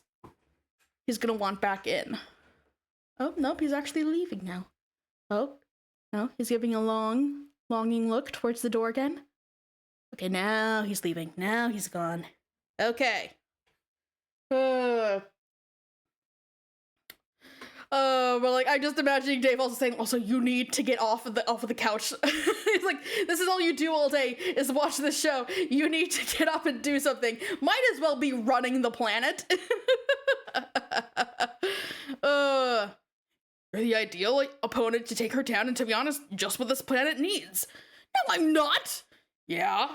We established this. How many years ago? I'm not a leader. I was never meant to be one. Jane probably is, although, to be fair, I'm agreeing with you. She's a complete asshole. I'm just not the one to run an effective opposition campaign. How? I wouldn't even know where to start. Obviously, you wouldn't do it on your own. I would help. I'd be like your campaign manager or chief strategy guy or whatever. Also, you're wrong. You were meant to be a leader and you'd be a good one. Just not the kind of leader you always thought you'd be. Not a bellicose, conquering dickhead who commands fear and respect. Just a guy who's cool and nice and actually cares about stuff, and everyone loves them for that reason. People don't love me? You're breaking my heart, dude. BRB, gonna hit the toilet for a quick power sob. Shut the fuck up! It still amazes me how little awareness you genuinely seem to have of how insanely popular you are on this planet. It's fucking adorable. You're wrong! All I see is Jake on TV, and Jane in the news stories about her stupid business, and Dirk doing whatever fucked up shit he's doing with his celebrity presence. I see your mug a lot too, Mr. fucking political puppet master.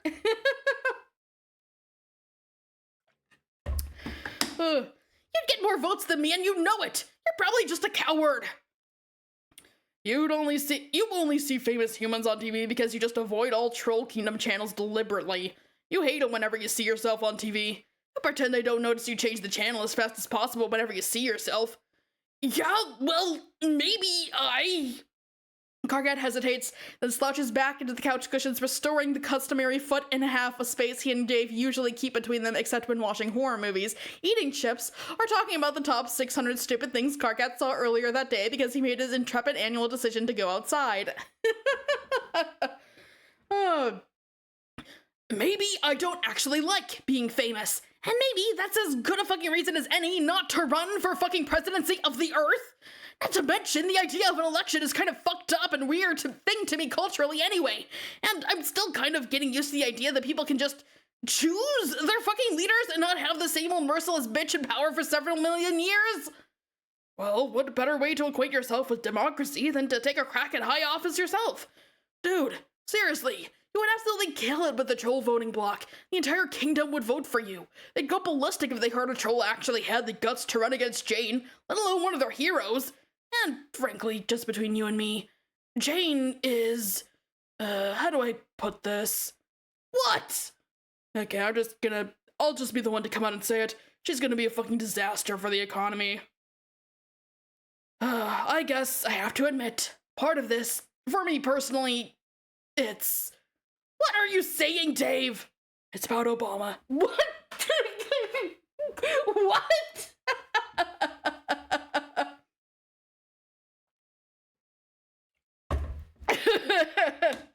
Very slowly, Gorgat raises his right palm and forcefully unites it with his own face.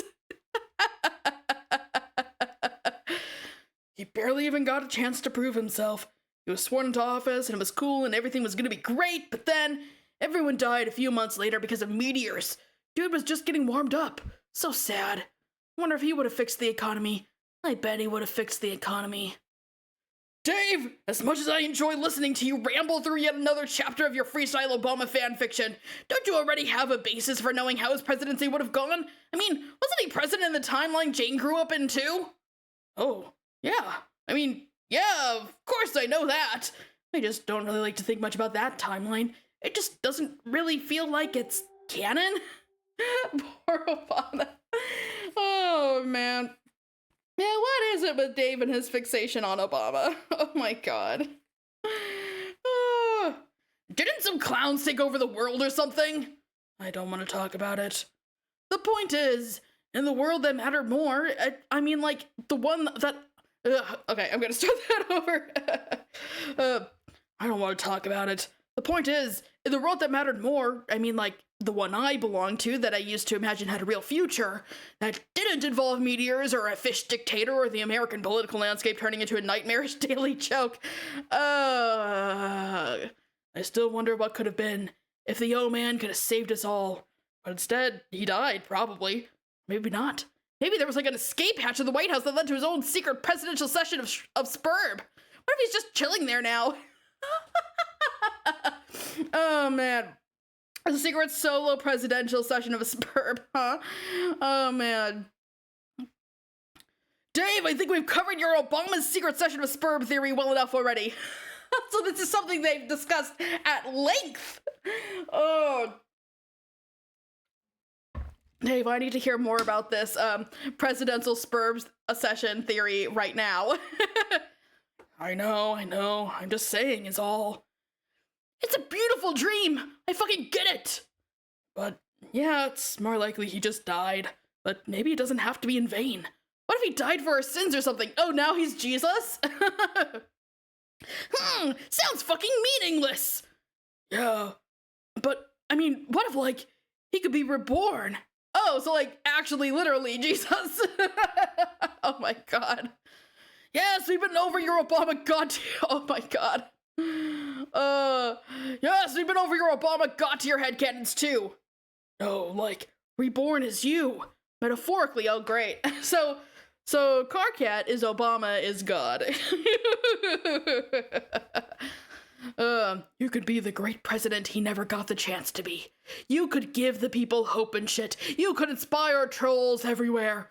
Or really all non-human kingdoms. Show them anybody could be a president. Not just an endless parade of rich humans who think they all know what's best for everybody. Dave, I'm pretty sure anyone could be president.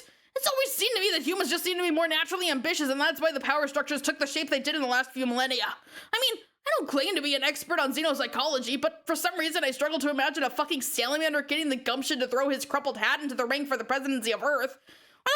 Or the Carapacians, for that matter. These are not ambitious creatures we're talking about here, Dave. They're a huge flock of wool beasts, Dave. He's a keyboard. He was already Gigas, now he's Obama. Yeah. Perfect. He was already Gigas, now he's Obama and Jesus.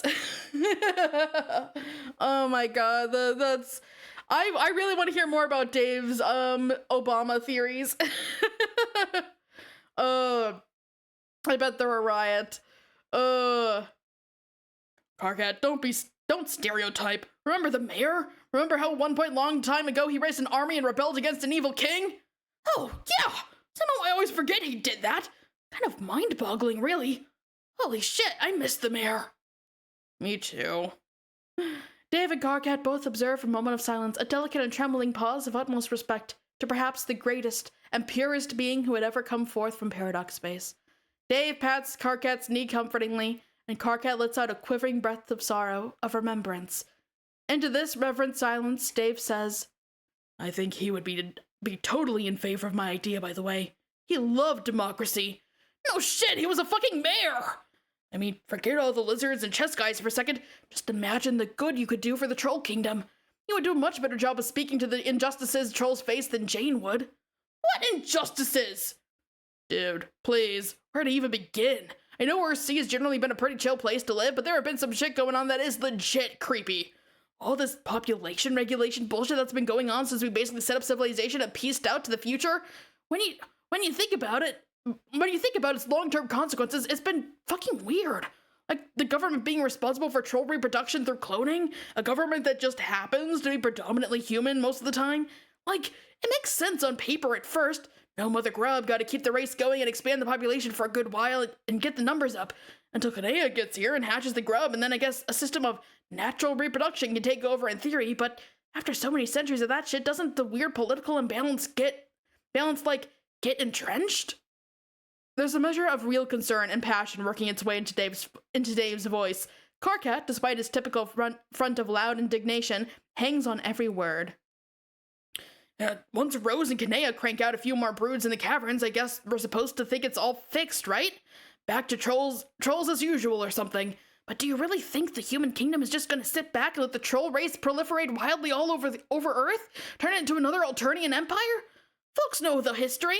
They know about the Gandesi and all the violence and the hemospectrum and shit. They're scared to death of the possibility that trolls could run wild all over the planet. Oh, okay, right. I forgot about the, they have actual populations now. So, but it is still funny to think of Karkat being like, aren't most humans xenophobic? And it's just like his 6 human friends.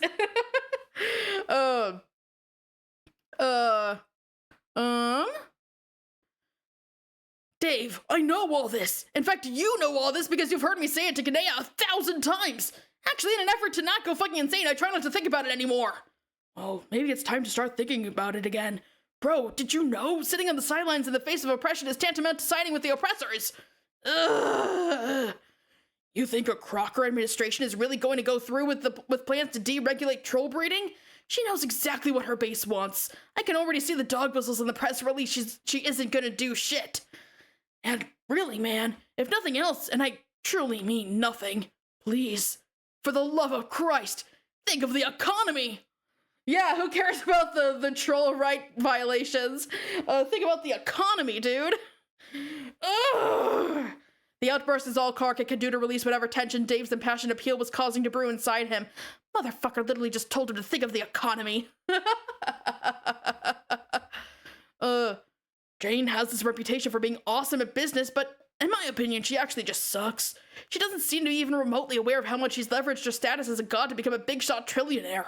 I think she thinks it's all pure business acumen, but I think she doesn't really know what she's doing. Fuckers left and right just be tripping all day long to give her money hand over fist. Of course she's gonna milk her biz cred for all it's worth in this election. She's probably a much better politician than a businesswoman, actually. Actually, she is like sinister as fuck. I mean, she hides it well, don't get me wrong. Also, she isn't too hard on the eyes, which won't hurt her chances one bit.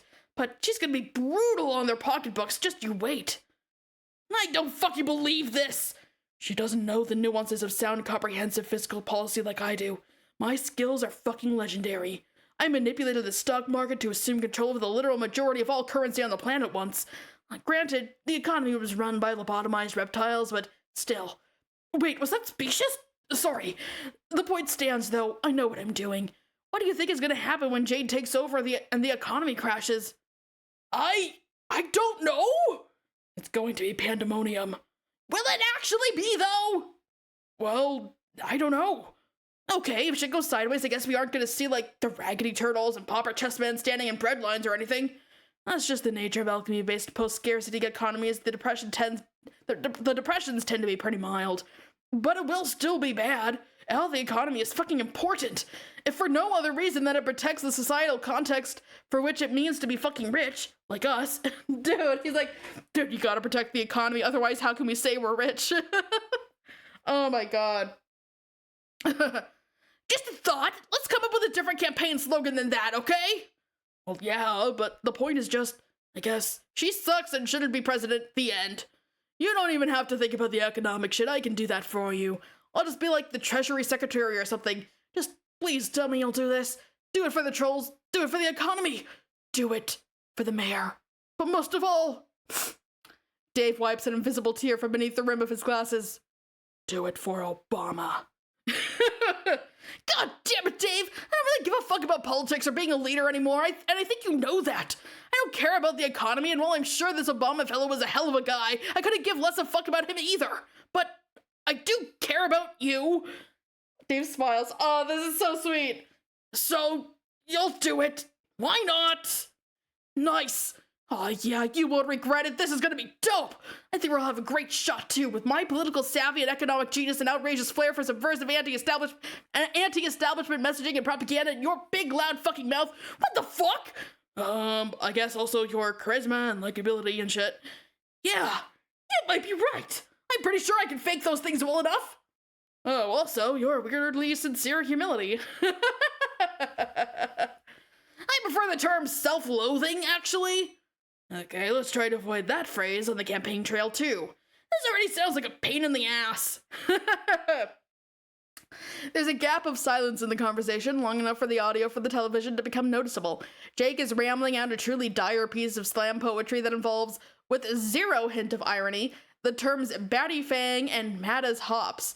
The neon light blaring out from the screen casts long waves of color along the black walls of the hive and bounces off the glass of the framed prints of Dave's least psychologically revealing Sweetbrow and Hella Jeff strip. Karkat sighs and rubs the space between his horns. Can't I just read a bunch of bullshit you write for me off a teleprompter? Yeah, there will definitely be plenty of that. Dave grabs his tablet off the shelf. He pivots back around and points the pen straight at Karkat. The arc of his arm's motion is polished and decisive, even though it's been a long time since he's properly used a sword. But you also need to be natural and speak from the heart and shit. Just, like, talk to your people about stuff they care about. My people? You mean trolls? Oh, yeah, I guess that sounded bad, sorry. But yeah, exactly, trolls. That's gonna be your base, so you gotta rile them up, inspire them. I don't think you need any fancy speeches to do that. You'll be a natural. If you say so. So, what do we actually do? I mean, next. Dave plops down on the floor and gestures for Karkat to join him on the cold stone. He swipes the tablet on he swipes the tablet on and taps the screen with the pen. Karkat lies down on his stomach and props his chin on his palm so that he can watch Dave scribble political ambitions directly onto the shittiest paid program in his OS. Time to talk some strategy. We need to rally as much high-profile support to our cause as we can. But there are some, lines of loyalty to figure out. What? I mean, which of our friends are going to side with us and which one will side with Jane? Pretty much all of us are famous and popular all over Earth to some degree. Some of us more so with certain kingdoms than others. So some key endorsements are going either way could swing the whole election. Oh, great! So it all comes down to how many famous humans like me better than Jane? We're fucked! Well, not so fast. Let's think it through. You'll have overwhelming support in the Troll Kingdom, and so does Kanea. She's pretty much a lock to be on your side. Dirk, unfortunately, is just as much of a lock for Jane, so Jane, I'm gonna guess. But after that, it's kind of a free-for-all. Roxy Calliope will probably be neutral. They have a lot of pull with the Carapacians, though, so that would be a nice score to sway them. Rose will probably claim neutrality at first, but I'm betting she can be cajoled by her wife to join our side. And once we get Rose converting, Roxy won't be too hard. As for Jade... They stare at each other. Karkat sighs and Dave raps his pen against the tablet screen in a slow, uneven staccato. I think it's fair to say she's going to be on our side. Yeah, maybe a little too much so. Yeah, I wasn't going to be the one to say it, but yeah, I get what you mean. Of course we want her help and her endorsement will go a long way, but I think we gotta sort out, like, a hierarchical approach to campaign strategy. Keep it organized and disciplined with roles and well-defined, not let things get too murky with, personal shit. I think we're on the same page here, Dave. Okay, cool. Anyway, let's come back to the Jade issue later. Let's see who else. Egbert? Right, John should be easy to convince, but I'm not sure how much of a factor he'll be in this campaign. Have no idea how long he'll be away on this mission Rose mentioned. Oh, okay, so this is... Okay, so this is, like, right after John leaves, then. Okay. Okay. What? What mission? Dunno, she's been hella cagey about it. Swore me to secrecy until the right time, whenever that is. Anyway, his endorsement would go a long way in swinging the consort kingdom. That would be huge! Aren't there like 100 billion of those fuckers? Securing that voting block should be able to win the whole thing for us. Well, no, the population isn't that big, but yes, it's by far the most populous kingdom. Swinging them our way should help a lot, but it won't be enough to decide the whole thing. Consorts overwhelm the other kingdoms in sheer numbers, but due to unscrupulous gerrymandering, all kinds of fucked up voter suppression policies and some electoral counterbalancing measures to account for their ridiculous population growth rate, their voting power per capita is kinda pathetic. Also, it's hard to drive turnout.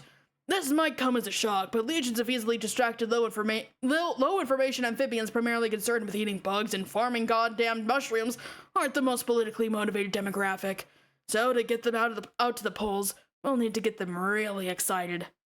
Okay, I guess we'll have to trust your expertise on that, since I don't know the first fucking thing about how to inspire an unintelligent lizard. Yeah, well, I don't either, but that brings us to Jake. Jake's butt fluxes on television as if in response. Carcat cannot avoid watching it from the corner of his eye. Oh my god. Oh fuck! No, this is important! Jake is a huge wild card here. I'm sure his endorsement would be completely up for grabs. He could go any way, including just getting turned off by the whole thing and staying apolitical. So we have to be careful about how we approach him. Jake is the only one of us who's wildly popular in all 4 kingdoms. Well, I can't argue with that. Yeah, so an endorsement from him would be huge. Seriously, just running one ad of him doing his double pistol winking bullshit with a thing under it saying, "Vote Carcat," might be enough to win the whole election. Just have to get the fickle bastard to agree to that, which could be tricky. And honestly, I'd be shocked if Jane hasn't already started courting his vote. There's no way she doesn't understand the political stakes. So, it all comes down to the Jake stakes then. Pretty much, the Jake Stakes 2.0. What? There was a 1.0? When did that happen? Oh, that's like a whole story. Is this going to be another anecdote about the Jake Squad I won't care about and don't want to fucking hear? That sounds like the exact kind of opinion you'd have about it, so yeah. Then I don't want to fucking hear about it. Okay. Oh shit, hold up. What? Dave fishes his phone out from his lap. Dirk's calling me. What the fuck does he want? I don't know, he just calls me out of the blue from time to talk shit. Usually about nothing whatsoever. He'll probably joke about how he needs me to cut off his head. Huh? It's a running gag, he's been running it into the ground for years. Motherfucker's dedicated to his memes, I'll give him that. He said he's going to be a Crocker loyalist, right? Oh, absolutely, no doubt about it. You don't think he's trying to do some reconnaissance work here? Like intel gathering? He doesn't even know you're entering the race yet. No one does. Okay, good. I guess you better answer then. Okay, well, I missed the call while we were bullshitting about it, but yeah, I'll just call him back now. Dave hits the callback button. On the television, Dirk's phone begins ringing. Sup? Hey, dude. Dave hears the reply through the phone, then a moment later through the TV due to the broadcasting delay. The whole show has stopped so that Dirk can take this call. The camera zooms in on where he's casually lying on the mat, bruised and a little bit bloody. In the background, Jake strikes an attractive cocked hip pose. He's spinning a revolver around on one finger, affecting an aura of attractive indifference. But the look he's shooting his sparring partner is caught halfway between confused and exasperated. Carcat looks from Dave to the TV and back again. Got your sword handy? Always. Good. See, I'm in a sort of bind here, and I'm afraid there's only one way out. Okay, I'm fucking leaving! Oh, man. Okay. Oh, hey, now we're back with John! Okay, so now we finally get to see what happens after he zaps out of, or into canon.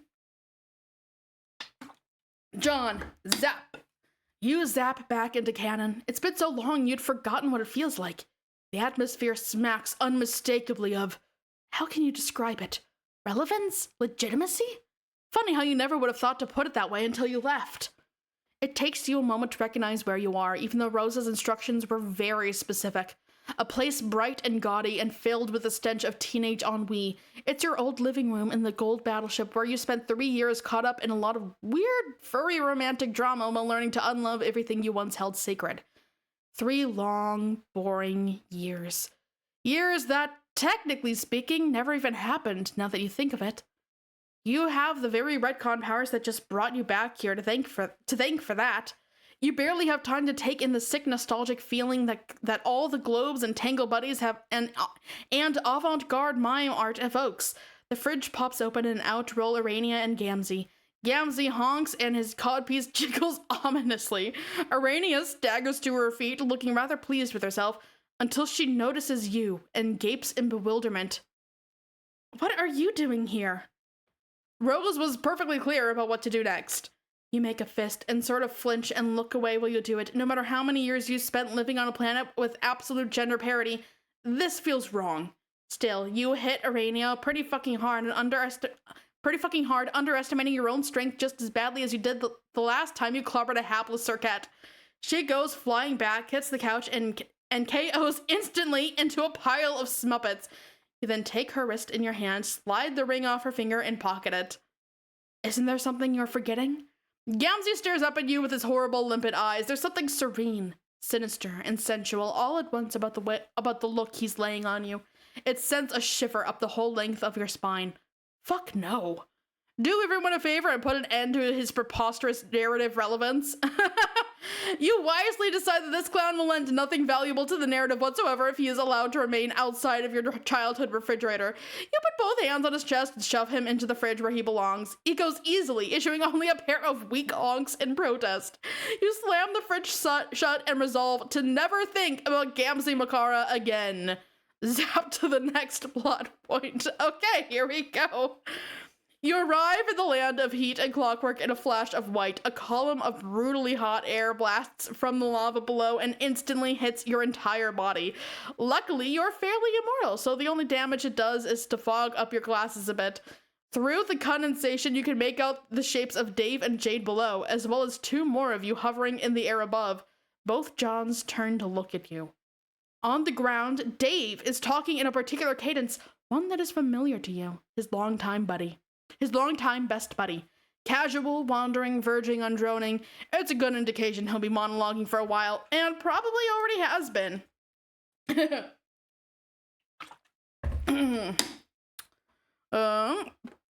I'm serious. The thing is, being a time guy, like actually mastering time travel, I'm pretty sure what that involves is learning to never use it. See, it's like karate. Well, it's more like what they say about karate, that you learn it so you don't use it. But I mean, we all know the truth about karate is if you know karate, then obviously in reality you use it all the time. Like, doing lethal fucking crane kicks and sweet karate chops while walking down the street just because you can. It's a goddamn no-brainer. That's what you do with karate. John, what the fuck are you doing here? Or, wait, actually, 3 Johns. Hey, 3 Johns, what the fuck are 3 Johns doing here? It's a fair question, which logically should have been directed at the oldest and most knowledgeable John. Nevertheless, one of the younger Johns replies first. Okay, John 1. I don't know. Oh, great. Okay, so... Oh, good. Should I try differentiating the voices? I'll just read. John 3. John, don't worry about it. I'll take things from here.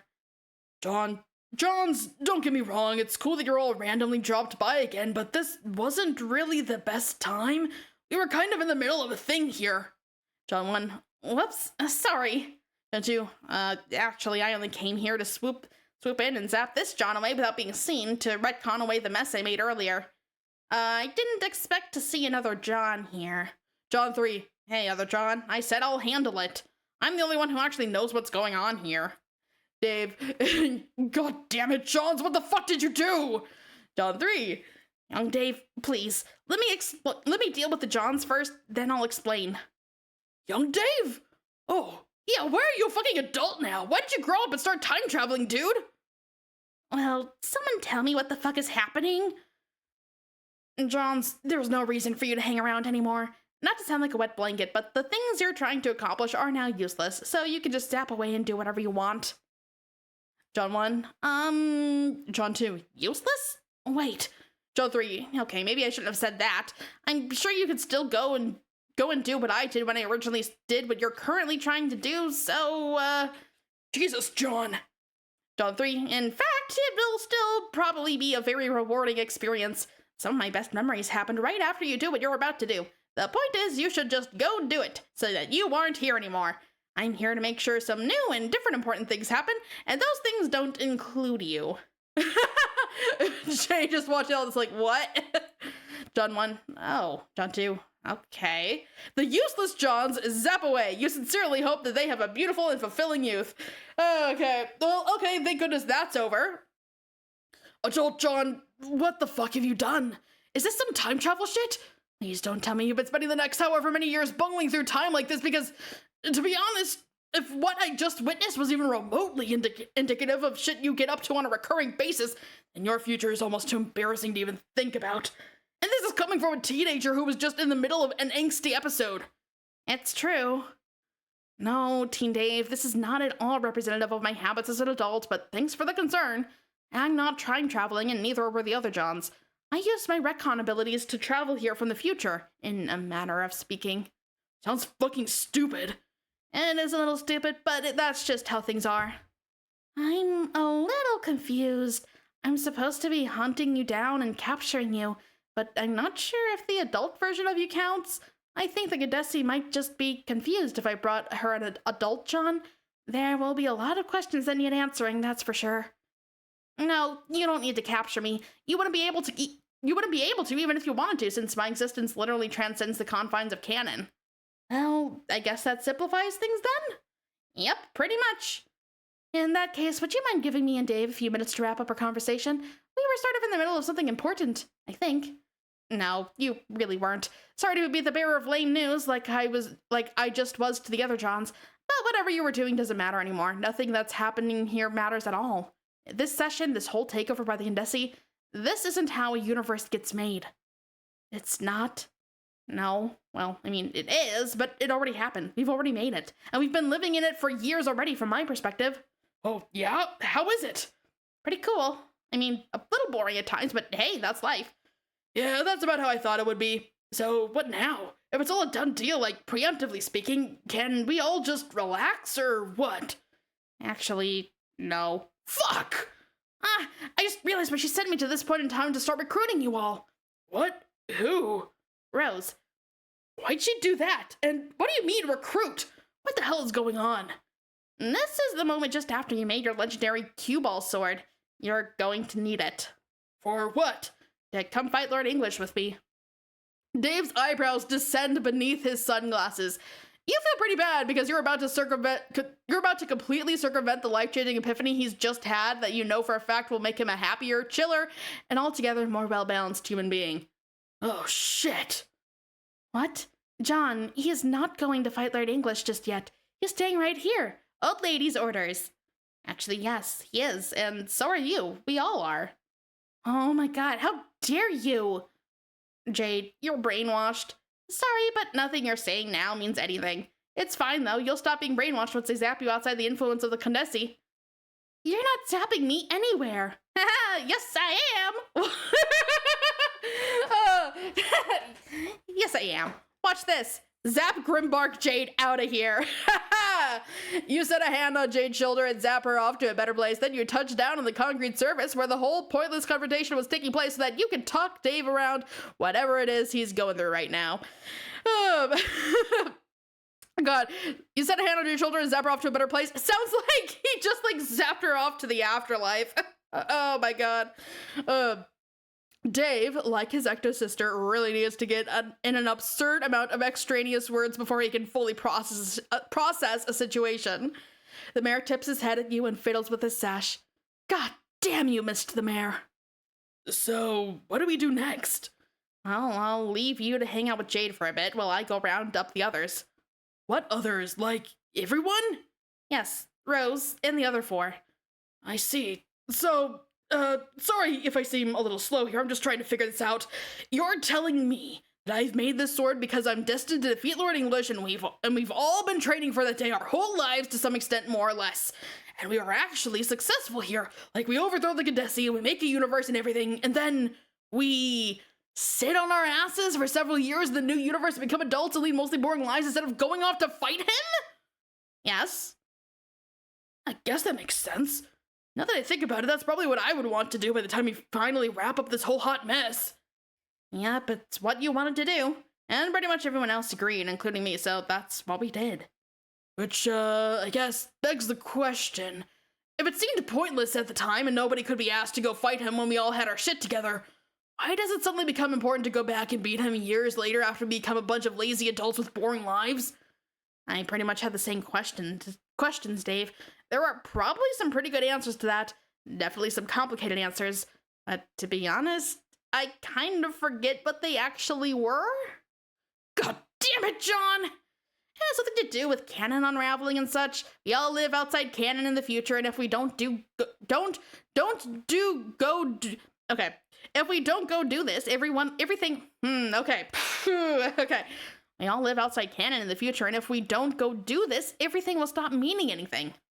Does anything you just said actually mean anything in the first place? That's a great question, Dave. One that I can't say I'm qualified to answer. But I think the bottom line here is that this is what Rose said we had to do. So that's why we're doing it. Sounds like a bullshit reason if I ever heard one. You might be right.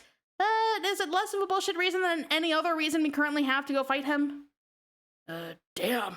You're right. I don't know how you did it, but you somehow instantly sold me completely. Fuck you, adult Egbert. Still got it.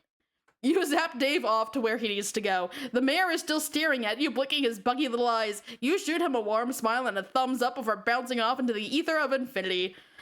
See you later, Mayor. We miss you. So where did he just bring them then? And also, I just realized that I'm going to have a big problem soon, which is where, like, this is all text-based. What am I gonna do for the YouTube thumbnail? What am I going to do for the VOD thumbnail? Oh no. That is definitely a problem that's gonna happen. Oh no. Well, that is a problem for later me. I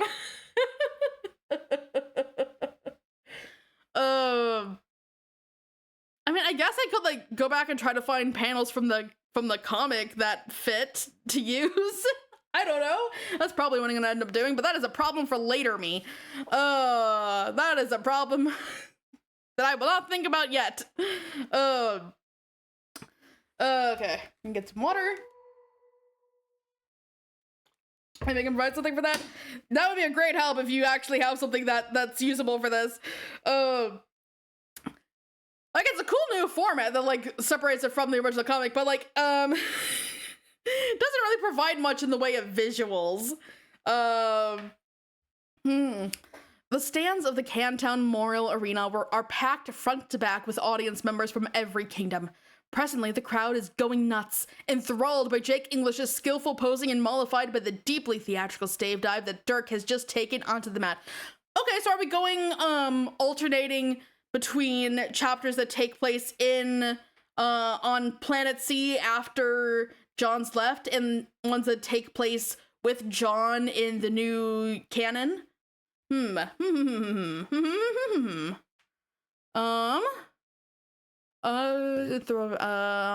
taking on the mat. Dirk, in fact, has unquestioningly eaten shit. His shit-eating was so brutal that no one, except maybe Jake, cares that he's taking a phone call in the middle of a live broadcast. And no one should, really. The broadcast has been going for 3 hours already.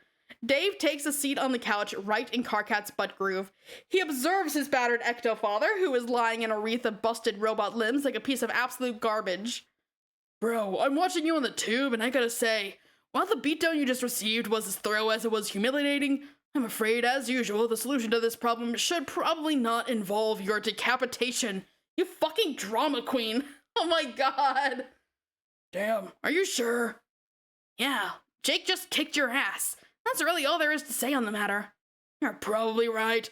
I'm still not entirely sure we should be so quick to rule out my beheading as a catch-all solution to any given problem.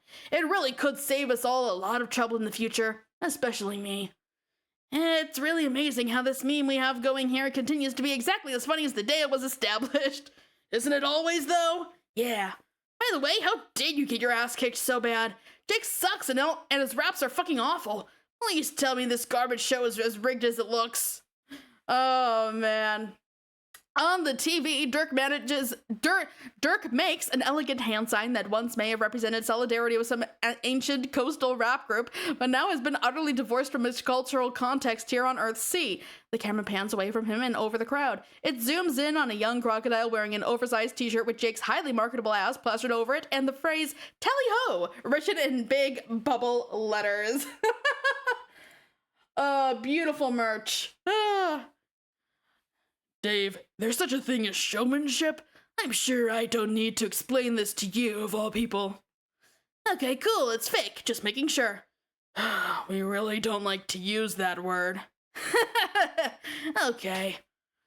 Holding back a little to achieve certain results doesn't necessarily mean you're participating in a farce or rigging the event. I mean, it kind of does. We do this all the time. We hold back our thoughts, our true feelings, our full potential. We disguise how much we know about what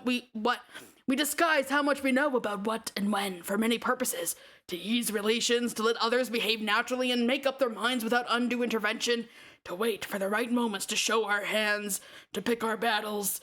In life, there are many reasons to show restraint, which would never be regarded as an attempt to rig reality.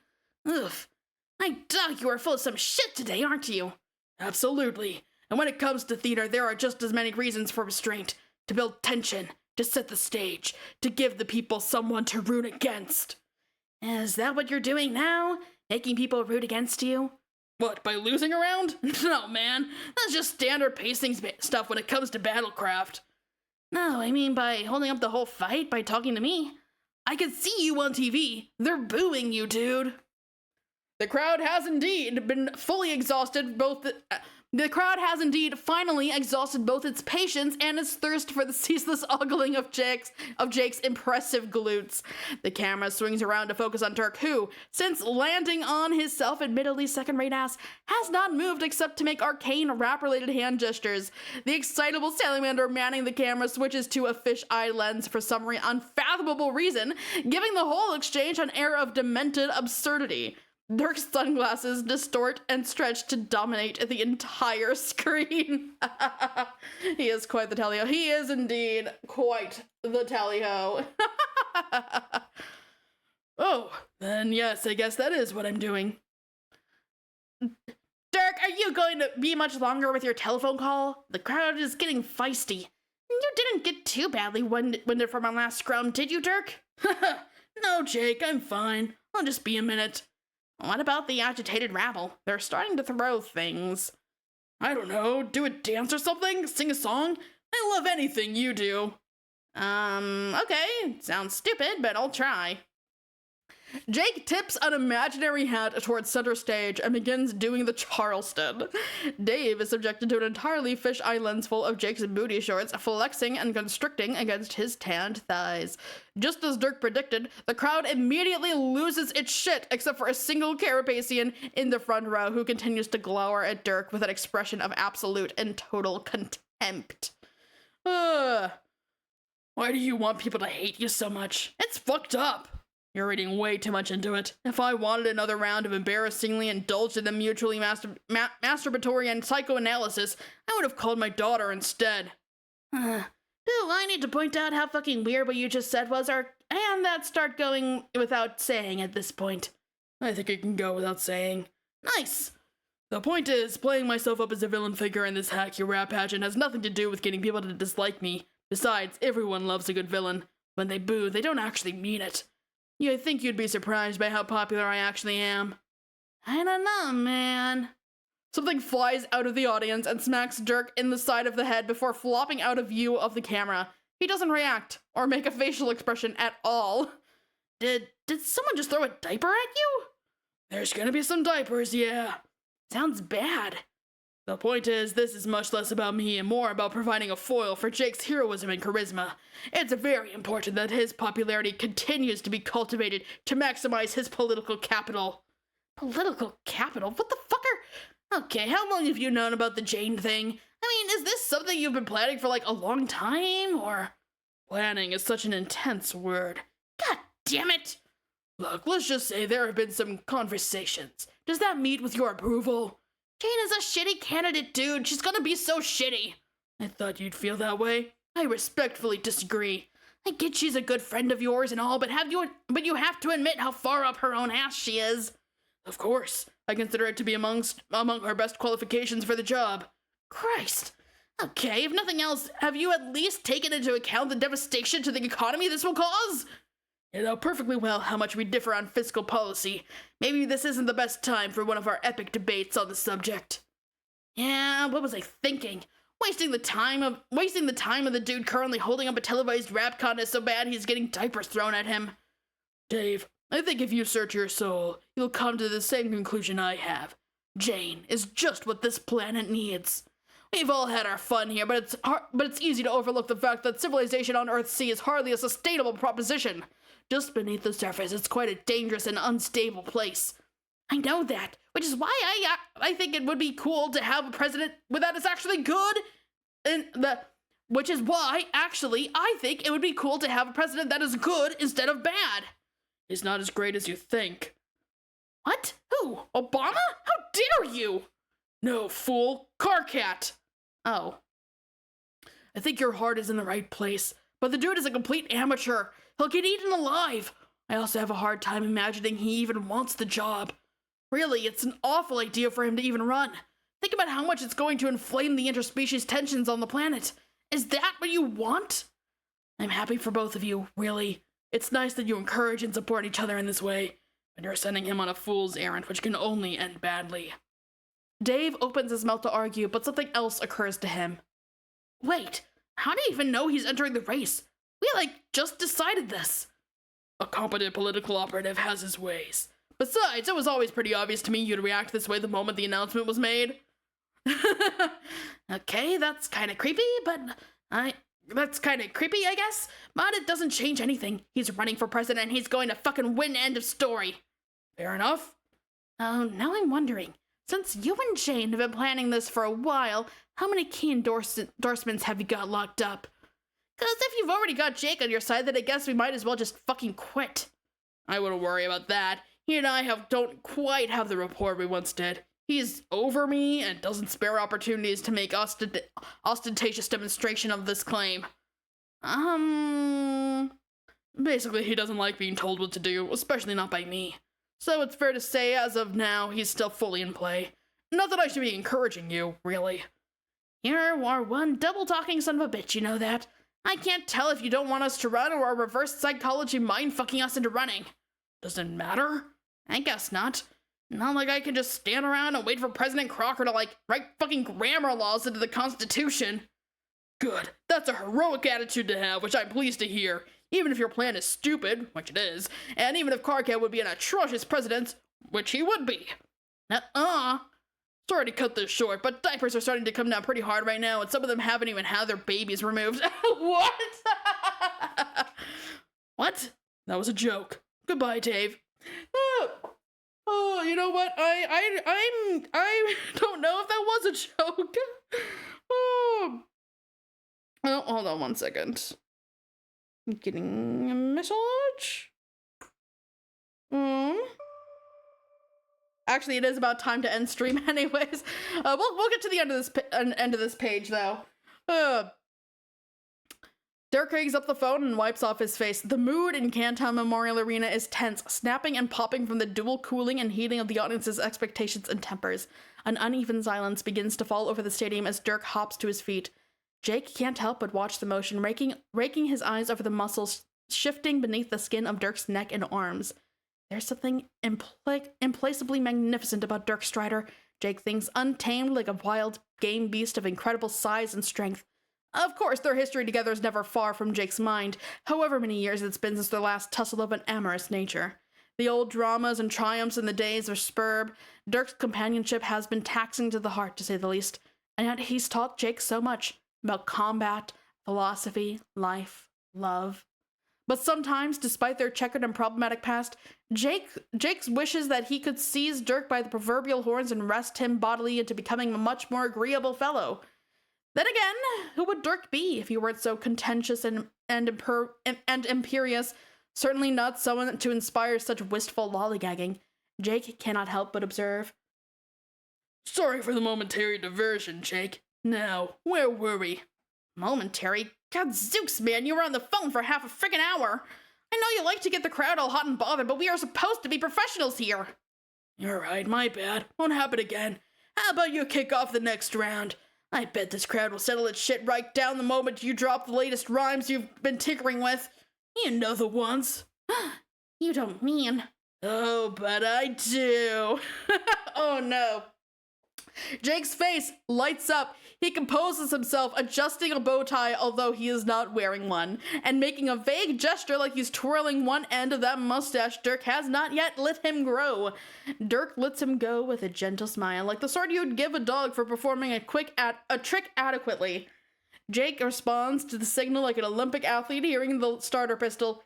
He was born for this.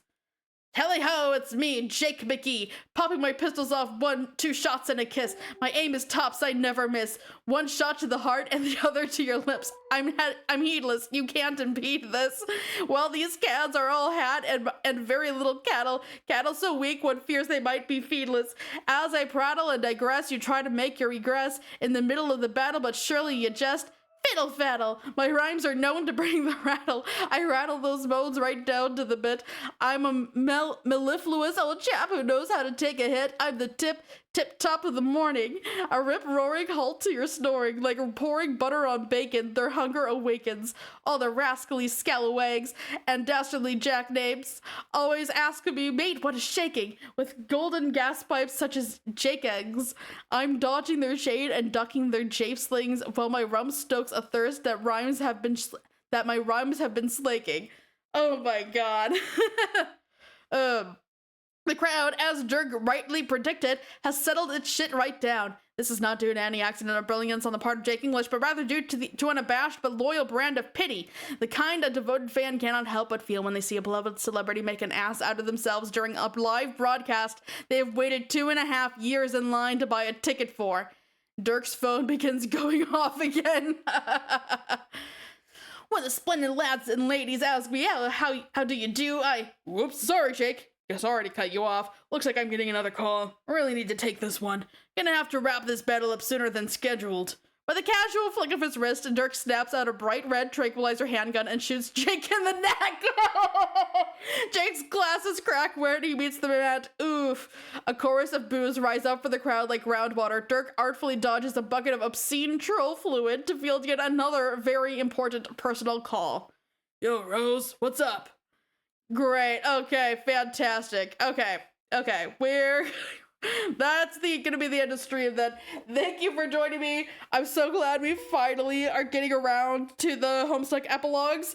It has been months of me restraining myself, trying not to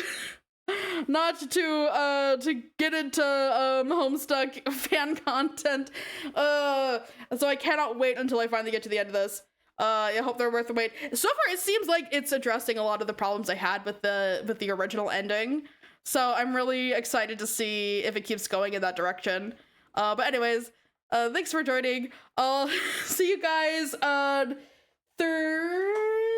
Yes, I'll see you guys on Thursday for Hollow Knight, and we'll be continuing the Homestuck Epilogues on Tuesday. See you guys later. Bye.